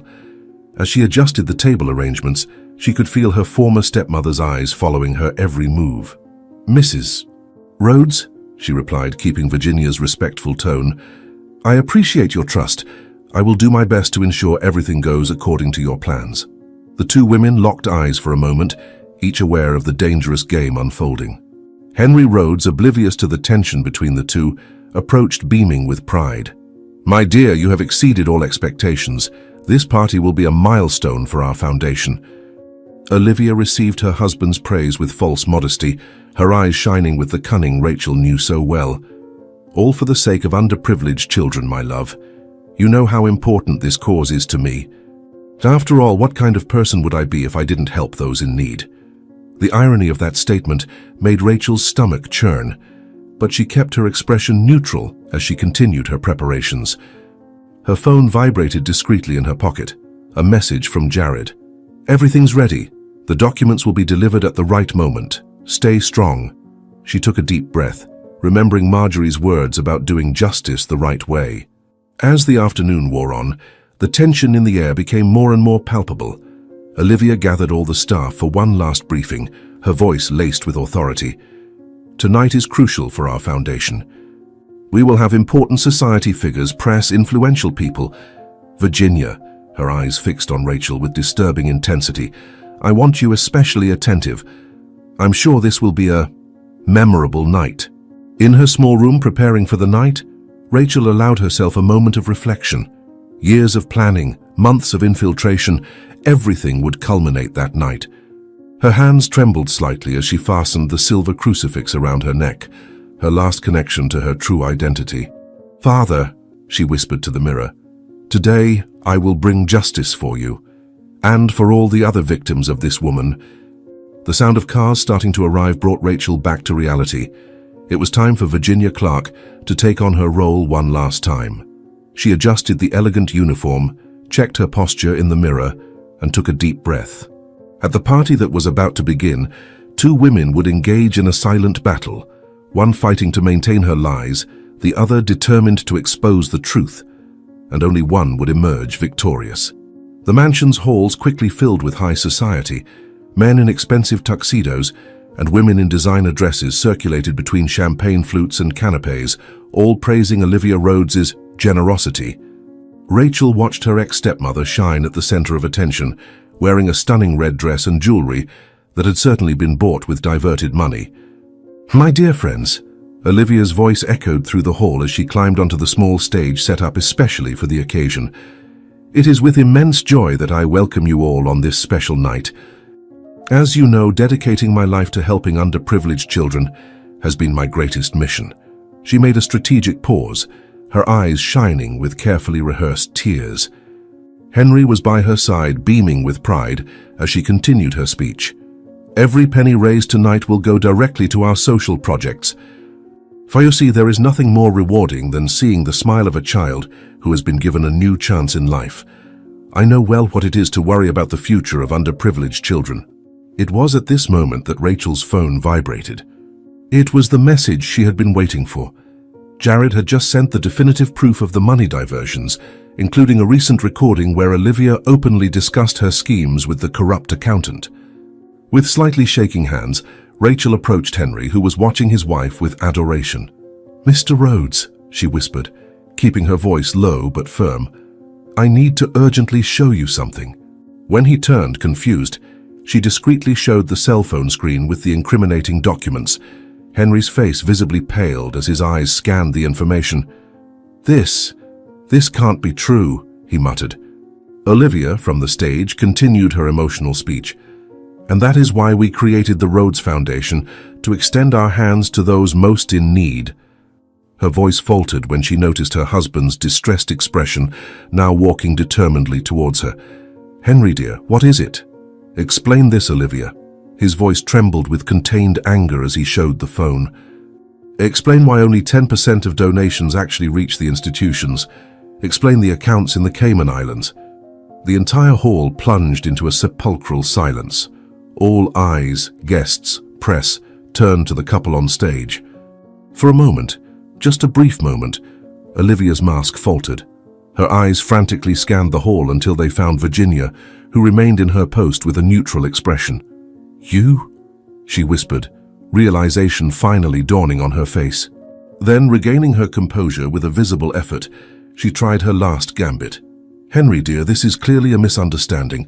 I can account for every penny. A maid will never be one of us." Olivia suddenly screamed, her face contorted in a mask of fury as she pointed at Virginia. The entire hall held their breath at the unexpected outburst. It was then that Rachel stepped forward, slowly removing the Virginia name tag. Her voice, when she finally spoke, was no longer that of the submissive maid. "I survived, stepmother." The silence that engulfed the hall was deafening. Olivia staggered as if she had been slapped, all color draining from her face. "No, it can't be," she stammered, her wide eyes fixed on Rachel. You're that girl, William's daughter?" A wave of murmurs ran through the guests, who watched the scene as if it were a play. "Yes, Olivia." "I'm Rachel Spencer." Her voice now carried all the strength and education of a successful businesswoman. "The same girl you abandoned on a dark street after killing my father." Rachel began walking toward the stage, each step calculated and firm. "The same child who scavenged through garbage looking for food while you fled with the money you stole from his company." Henry, who watched the scene stunned, finally found his voice. "What is she talking about, Olivia? What story is this?" But before his wife could answer, Rachel continued, "Let me tell everyone present who Olivia Rhodes really is. She was my father, William Spencer's fiancée, an honest and generous businessman. For months she embezzled money from his company, just as she is now doing with the foundation." Olivia tried to regain control of the situation, her artificial smile returning to her lips. "What nonsense! This girl is obviously disturbed. Guards, remove this imposter from here." But no one moved. Everyone was hypnotized by the unfolding events. "When my father discovered the embezzlement," Rachel continued, her voice laden with contained emotion, "she pushed him down the stairs. I saw everything. I was only 6 years old, but I never forgot the expression on her face when she realized he was dead. It wasn't remorse, it was just inconvenience." Tears now streamed freely down the faces of several guests, and some journalists present were already taking frantic notes. It was then that Jared emerged from the crowd, carrying a thick folder. "Here is all the evidence," he announced, handing the documents to Henry. "Bank records, suspicious transfers, both from the current case and the past. Olivia Rhodes has a history of similar scams in other cities. Always the same pattern. She gets close to rich men, embezzles their money, and disappears when suspicions arise." Cornered, Olivia finally showed her true face. With a quick motion, she grabbed her purse and tried to flee the stage. "You don't understand," she screamed, her voice now devoid of any sweetness. "You're all just idiots, so easy to manipulate, so pathetic with your fake charity." But her escape was thwarted by the guests themselves, who formed a human barrier. Henry, clutching the documents with trembling hands, signaled to the security guards. "Stop her from leaving," he ordered, his voice laden with pain and disappointment. "And someone called the police. It's over, Olivia. Your last con ends here." Rachel watched the scene unfold with a mixture of relief and sadness.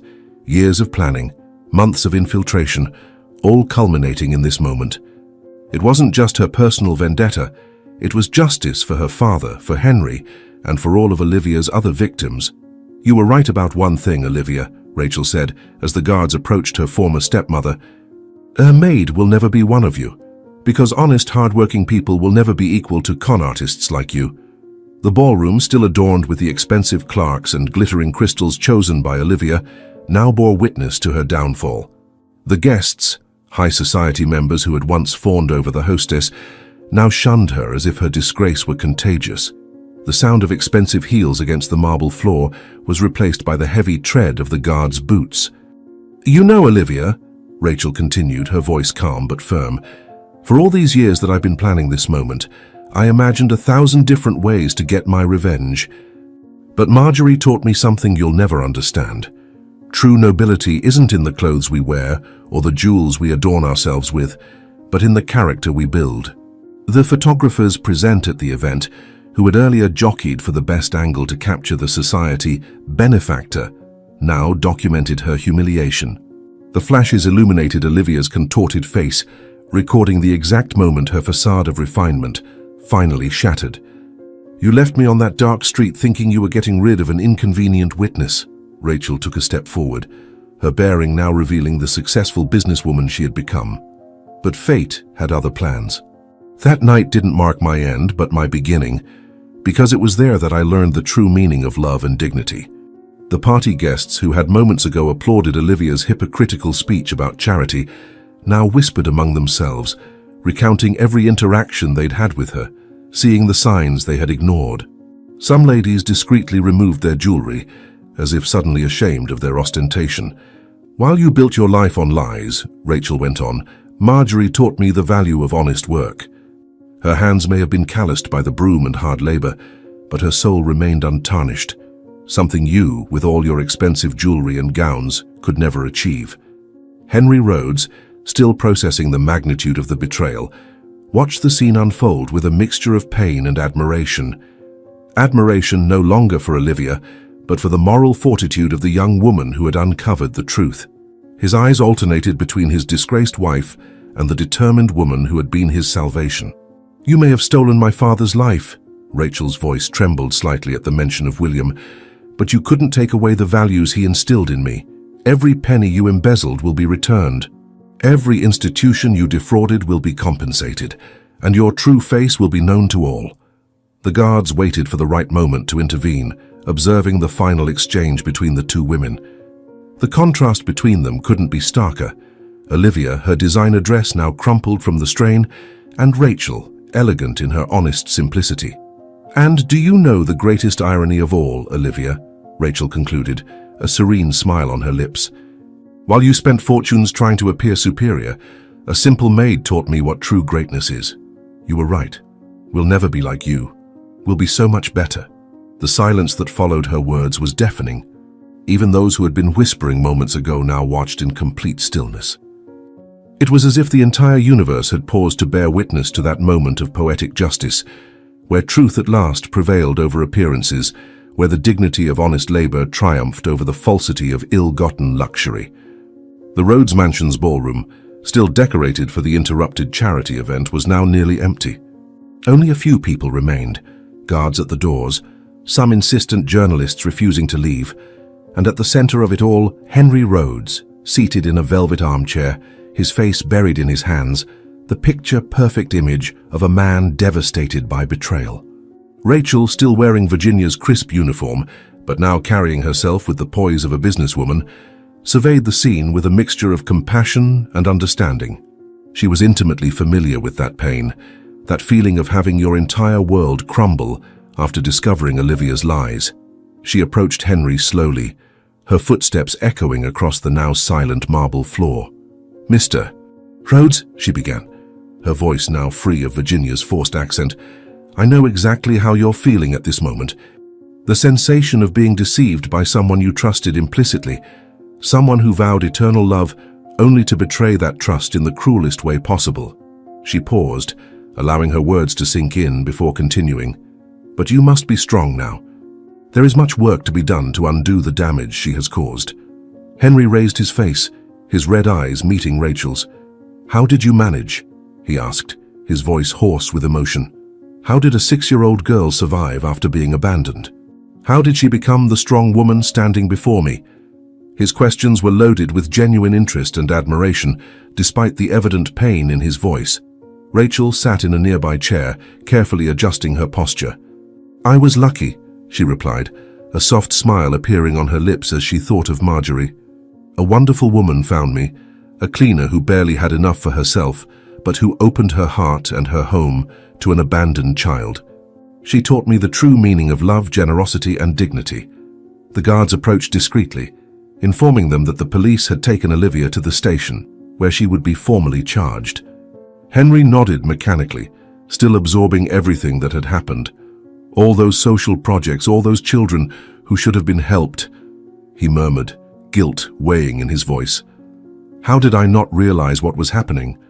"Olivia is an exceptional manipulator," Rachel explained, leaning forward slightly. "She has a perverse gift for identifying good people and using their goodness against them. She did the same with my father. He too was a generous man, always concerned with helping others. She knows exactly how to exploit that goodness for her own ends." Jared, who had remained discreetly in a corner of the hall, approached with a folder of documents. "Mr. Rhodes," he respectfully intervened, "we managed to trace a large portion of the diverted money. With the evidence we have, it will be possible to recover a significant amount. You can use that money to truly help the people Olivia pretended to want to help." Henry took the folder with trembling hands, his eyes quickly scanning the documents. "How you planned all of this for years," he said, looking at Rachel with newfound understanding. "It wasn't just for revenge, it was for justice, to prevent her from continuing to destroy lives." His voice carried a mixture of admiration and gratitude that made Rachel's throat tighten. "I learned from my foster mother that justice is different from revenge," she replied, her voice soft but firm. "Revenge only perpetuates the cycle of pain. Justice interrupts it." She paused, remembering Marjorie's wise words. "And now finally Olivia will no longer be able to hurt anyone." As the night progressed, the mansion slowly returned to normalcy. The staff began to collect the decorations from the interrupted party, their hushed voices commenting on the extraordinary events of that night. Francisca, the housekeeper, coordinated the cleanup efficiently, but her eyes often turned to Rachel with a mixture of respect and admiration. "I always knew there was something special about you," Francisca commented, approaching Rachel with a cup of tea. "The way you carried yourself, the way you observed everything. It was more than just a simple employee." Rachel accepted the drink with a grateful smile, feeling the weight of the past months finally beginning to dissipate. Henry, who had briefly withdrawn to make some important calls, returned to the hall with a more composed expression. "Rachel," he called, his voice now stronger, "I would like you to help me reorganize the foundation. Your knowledge in administration and your experience with Olivia's true nature would be invaluable in rebuilding everything the right way." "It would be an honor, Mr. Rhodes," Rachel replied, setting the cup down on the table. "In fact, I have some suggestions on how we can transform the foundation into something truly beneficial." She paused, organizing her thoughts before continuing. "We could create a special program for abandoned children, ensuring not only shelter, but also education and real opportunities for development. Henry's face lit up with the suggestion. "Like you," he said, nodding thoughtfully, "giving other children the same chance you had when that woman, your foster mother, took you in." His eyes filled with tears as he thought of how many lives could have been transformed if the money had truly been used to help people. Jared, who was organizing the documents in his folder, added, "We've done a preliminary assessment of the finances. With the money we managed to recover, plus the resources Mr. Rhodes was already allocating to the foundation, we could create a truly meaningful program." He handed over some spreadsheets for Henry, who examined them with renewed interest. "You know, Rachel," Henry began after a few moments of reflection, "you have an extraordinary business acumen. Your own company is proof of that. And now, seeing how you planned and executed this entire operation, well, I would like to propose a partnership. We could unite our companies, create something bigger, more meaningful." Rachel felt her heart race at the unexpected proposal. "Mr. Rhodes, she began, but he interrupted her. "Please call me Henry, and you don't need to answer now. I know tonight has been intense for all of us, but think about it. Together, we could not only do lucrative business, but also create a real social impact." The conversation was interrupted by Eleanor, who hurried into the hall. "Mr. Rhodes, the press is insisting on speaking with you, and there are representatives from various charities wanting to know about the promised donations." Henry sighed, running a hand over his tired face. "We need to face this too," he murmured. "Let me help," Rachel offered, her business experience taking the lead. "We can turn this crisis into an opportunity. Show that, even after Olivia's betrayal, the commitment to social causes remains firm, stronger even because now it will be done the right way." The following day dawned with a different energy in the Rhodes mansion. The conference room, once dominated by Olivia's manipulative presence, was now occupied by Rachel, Henry, and a team of financial advisors. On the table, spreadsheets and documents detailed the true state of the foundation's finances and the companies affected by the scams. "The loss is considerable," Rachel explained, pointing at the numbers projected on the screen.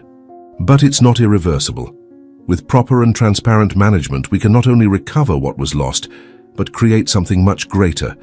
Her eyes shone with determination as she presented a detailed restructuring plan. "I propose to unify our companies into a large business group with a specific division dedicated to social projects." Henry watched every detail of the presentation closely, impressed by Rachel's competence and vision. "It's amazing how you can see opportunities even in the worst situations," he commented, a genuine smile lighting up his face for the first time since the night before. "You have the same entrepreneurial vision as your father, William, but with a special touch of humanity that I imagine came from your foster mother." The mention of Marjorie made Rachel pause emotionally. "Yes, Marjorie taught me that business and compassion don't have to be mutually exclusive. We can be successful and still make a difference in people's lives." She took a deep breath before continuing. "That's why I want to propose that our first initiative be the creation of the Marjorie Clark Institute, a vocational training center for women in vulnerable situations." The proposal was received with enthusiasm by everyone present. Jared, who participated in the meeting as a legal consultant, began to detail the legal aspects of the project.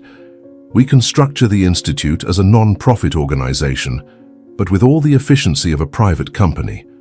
Total transparency in accounts, regular audits, and an administrative council formed by people with a proven track record of social work." The following hours were dedicated to detailed planning of the new business structure. Henry and Rachel worked in perfect harmony, complementing each other's ideas, building something that transcended traditional business.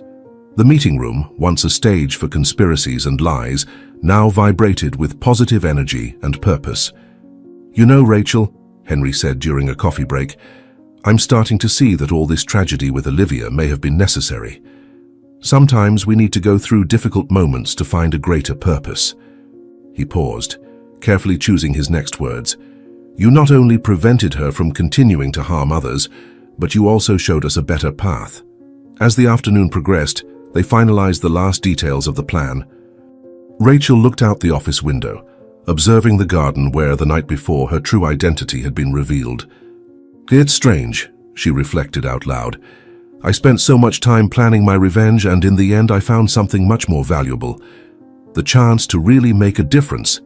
Henry approached, placing a gentle hand on her shoulder. "You've already made a difference, Rachel, and you'll keep making a difference.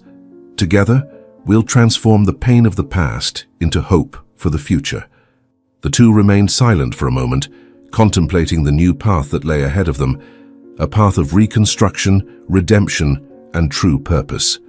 The office, bathed in the soft light of the late afternoon, seemed to envelop the two in an atmosphere of infinite possibilities. The last rays of sunlight danced across the spreadsheets and documents scattered across the table, transforming cold numbers into promises of change. Henry observed Rachel's determined profile, recognizing in her the same strength he admired in his own daughter. "You know," he began, his voice laden with contained emotion, "when I discovered Olivia's lies, I thought I'd never be able to trust anyone again. I thought my dream of making a difference in people's lives had died, along with my illusions about her." He paused, organizing his thoughts. "But then you came along, first as Virginia, then as Rachel, and you showed me that there are still people willing to fight for what's right." Rachel felt her eyes fill with tears, but they were different from the ones she had already shed. They were not tears of pain or anger, but of gratitude and hope. "You remind me so much of my father," she confessed. "The same genuine kindness, the same sincere desire to help others. That's what Olivia exploited in both of you, but it's also what will allow us to create something truly meaningful." The phone rang softly, bringing news of the first projects they had planned together. A vocational training school would be built in the neighborhood where Marjorie had found Rachel. A shelter for vulnerable children was already in the approval phase. Each project was a small victory against the legacy of destruction Olivia had left behind. "It's amazing," Henry reflected, examining the plans for the future institute, "how sometimes we need to lose everything to find our true purpose. Every penny that Olivia diverted will be transformed into real opportunities for change. Every lie she told will be replaced by a true story of overcoming." The sun was beginning to set, painting the sky in shades of pink and gold. On the street below, people returned to their homes after a day's work, oblivious to the transformation being planned in that office. Rachel thought of how many of those people could be helped by the projects they were developing. "When Marjorie found me," she said, her voice soft but firm, "she had nothing but her generous heart and her working hands. But it was enough to completely change my life. Imagine what we can do with resources, structure, and a committed team." Henry smiled, remembering his own experiences with social work before meeting Olivia. "Do you know what I admire most about you, Rachel? Your ability to transform a story of revenge into a mission of love. You could have simply exposed Olivia and gone your way, but you chose to create something greater than your own pain." An employee discreetly entered, bringing more documents for signature. They were the official papers that would unite their companies into a single conglomerate, dedicated not only to profit, but primarily to social impact. Each signature was a step toward realizing a dream greater than themselves. "It's funny," said Rachel as she signed the last document, "how life guides us along unexpected paths. When I began planning my revenge, I never imagined I would end up building something like this. I never imagined I would find a partner who shared the same vision of social transformation." The twilight now cast long shadows across the office, but neither Rachel nor Henry seemed to notice the passage of time. They were absorbed in their plans, their hopes, their shared vision of a better future. It was as if the universe conspired in their favor, transforming every obstacle of the past into a stepping stone for the future. The courtroom was packed when the final sentence was pronounced. Olivia Rhodes, once a respected figure of high society, now wore a simple prisoner's uniform. Her face, devoid of the expensive makeup she used to wear, showed the marks of time and the anxiety of the last months spent in pre-trial detention.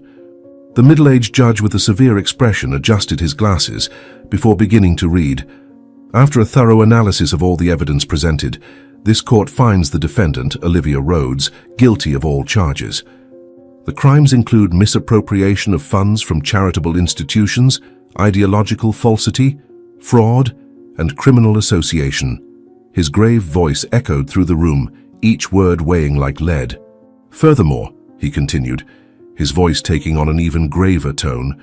Although the crimes related to the death of William Spencer are time-barred due to the time elapsed, this court cannot ignore the pattern of criminal behavior that extends over decades. You not only stole money, but destroyed lives, families, and most unforgivably, abused the trust of people who genuinely wanted to help those in need. Rachel, sitting in the front row beside Henry Rhodes, watched her ex-stepmother intently. Olivia's face, once so skilled at manipulating expressions, now betrayed a mixture of anger and fear. Her eyes, which used to shine with false kindness, now darted around the courtroom, desperately seeking an escape that did not exist. "This court," the judge continued, "sentences the defendant to 15 years of imprisonment in a closed regime. Additionally, she must fully reimburse all institutions affected and as part of her sentence perform mandatory work in the urban cleaning service under appropriate supervision." A murmur ran through the room. It was an exemplary sentence. Olivia stood up abruptly, her voice now stripped of any elegance. "This is an outrage. You can't sentence me like this. I am Olivia Rhodes. I have contacts. I have influence."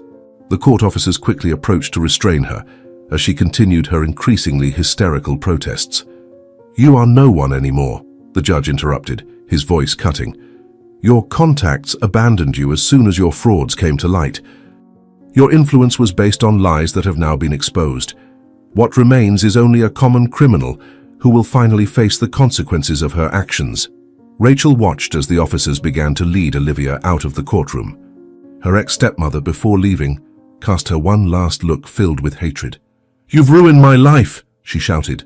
Rachel remained steadfast, responding with a clear and strong voice. "No, Olivia. You ruined your own life when you chose the path of lies and cruelty." Jared, who was sitting beside Rachel, gently squeezed her hand in support. "It's over," he whispered. "It's finally over." But Rachel knew it wasn't an end. It was a new beginning. Olivia's conviction was not only the closure of a painful chapter, but also the opening of a new path of hope. Henry turned to Rachel, his eyes shining with determination. "Now we can truly begin our work, to transform all that evil into something positive." She nodded, thinking of Marjorie and her father. Justice had been served not through revenge, but through truth and law. As they left the courthouse, a small crowd of journalists awaited them. Rachel took a deep breath, preparing to make a statement she had mentally rehearsed. It was time to transform that story of tragedy into a message of hope and renewal. 6 months after the conviction, Olivia began her new routine in the urban cleaning service. Under the scorching sun, dressed in a fluorescent orange uniform and supervised by 2 guards, she swept the streets of the city center. Her face, now marked by outdoor work, maintained a bitter expression as she performed the tasks she once considered unworthy of her position. "Look who's there," passers-by commented as they walked by. "The famous Mrs. Rhodes who stole money from needy children." Olivia tried to ignore the comments, but each word was like a small stab to her pride.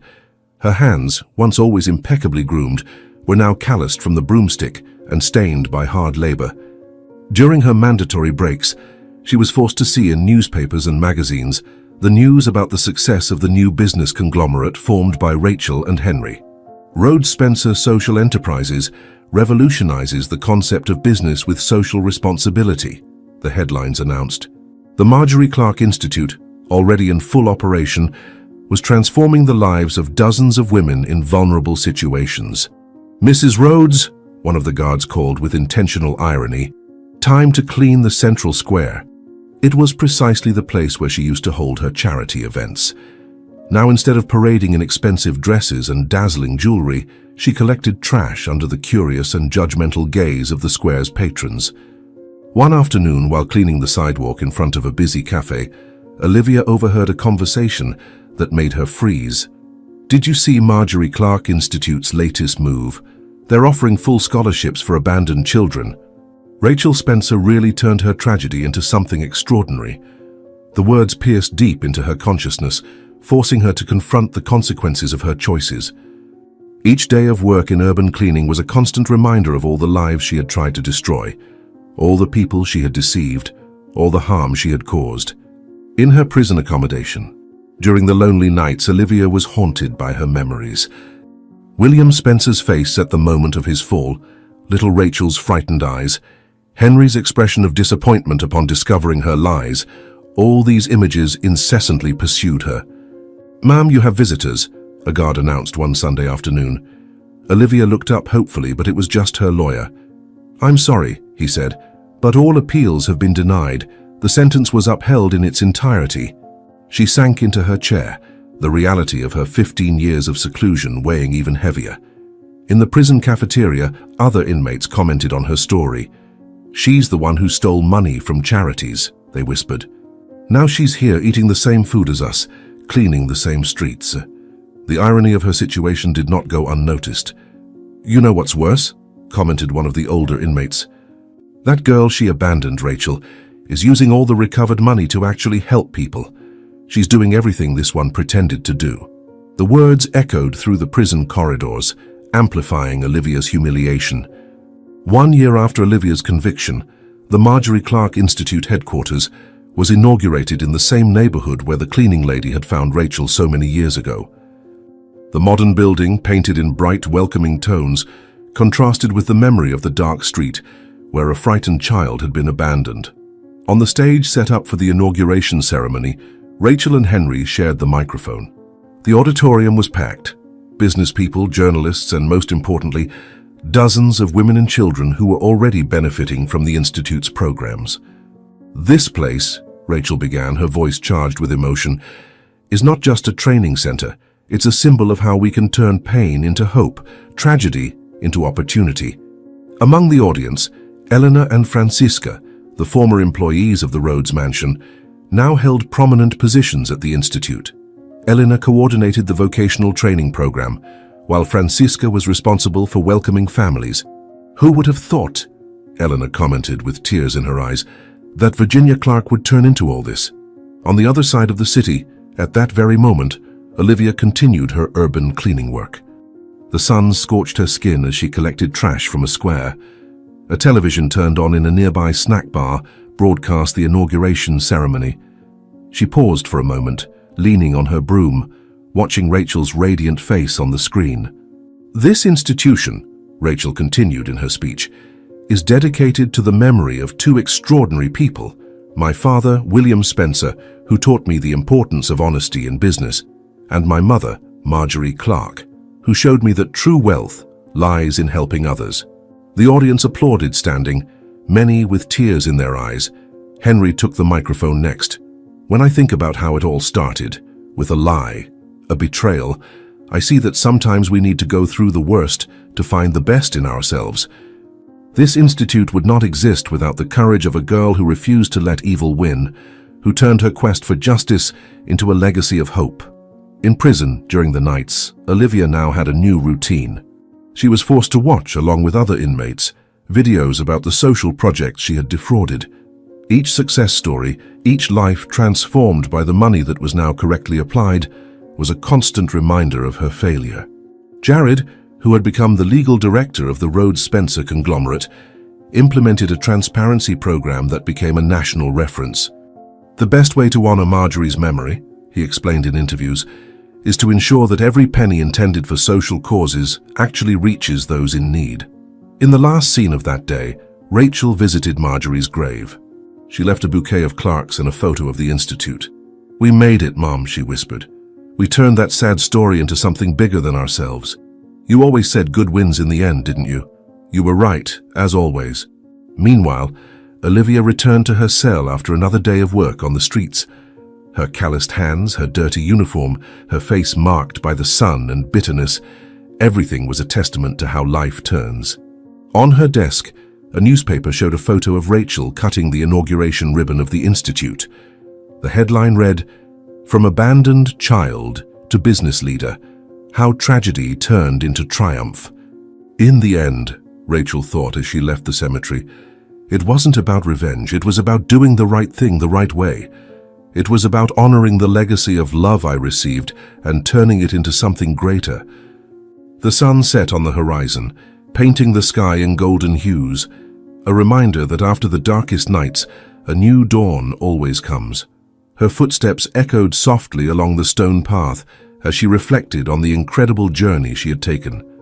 From a frightened child rummaging through trash to survive, she had transformed into a strong and determined woman, capable not only of facing her own demons, but also of helping others overcome their difficulties. The Marjorie Clark Institute had already changed the lives of hundreds of people in just its first year of operation. Rachel smiled as she remembered the last graduation, where 50 women had completed their vocational courses. Each of them carried a story of overcoming. Each of them was a living testimony that transformation was possible. As she walked to her car, Rachel thought about how her adoptive mother would be proud to see that her example of kindness and honest work had multiplied. The money that Olivia would once divert now funded scholarships, training programs, and social entrepreneurship projects. The Rhodes Spencer conglomerate had become a benchmark in social responsibility. Entrepreneurs from across the country sought guidance on how to implement similar programs in their organizations. Rachel's story, once revealed, inspired others to turn their own painful experiences into positive impact projects. Henry had become more than a business partner. He was a true friend and mentor. His business experience, combined with Rachel's idealism and determination, created a perfect synergy. Together, they proved that it was possible to reconcile business success with social responsibility.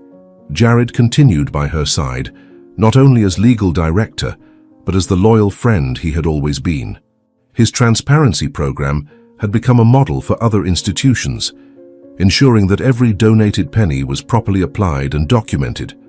Francisca and Elena, now in leadership positions at the Institute, brought their life experience to make the programs more effective and welcoming. They understood, better than anyone, the needs and challenges of the women seeking help. Sitting in her car, Rachel took the silver crucifix that Jared had given her, the same one she had worn during her mission as Virginia Clark. That small object carried so many memories, so many moments of doubt and courage. Now it was a symbol not of revenge, but of transformation. In her bag, an old photo showed Rachel as a child in Marjorie's arms. Next to it, a recent photo of the Institute showed hundreds of smiling faces. Mothers, daughters, entire families benefited by the social programs.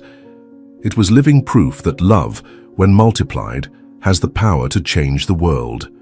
The legacy of her father, William Spencer, had been honored not through revenge but through the continuity of his entrepreneurial and generous spirit. Marjorie's legacy lived on in every transformed life, in every story of overcoming born at the Institute. Starting the car, Rachel took one last look at her adoptive mother's grave. The sky now displayed shades of pink and purple, creating a spectacle of colors that seemed to bless her path. She knew her journey had not ended. In fact, it was just beginning. There was still much work to be done, many lives to be touched, many stories of transformation to be written. "You always said that God writes straight with crooked lines, didn't you, Mom?" she whispered, a soft smile on her lips. "And you were right, as always. Sometimes we need to go through the darkness to learn to appreciate and create light." Did you like the story of Rachel and Olivia? Then subscribe to the channel, leave your like and check out the next one that's waiting for you here on the screen. I'll see you there.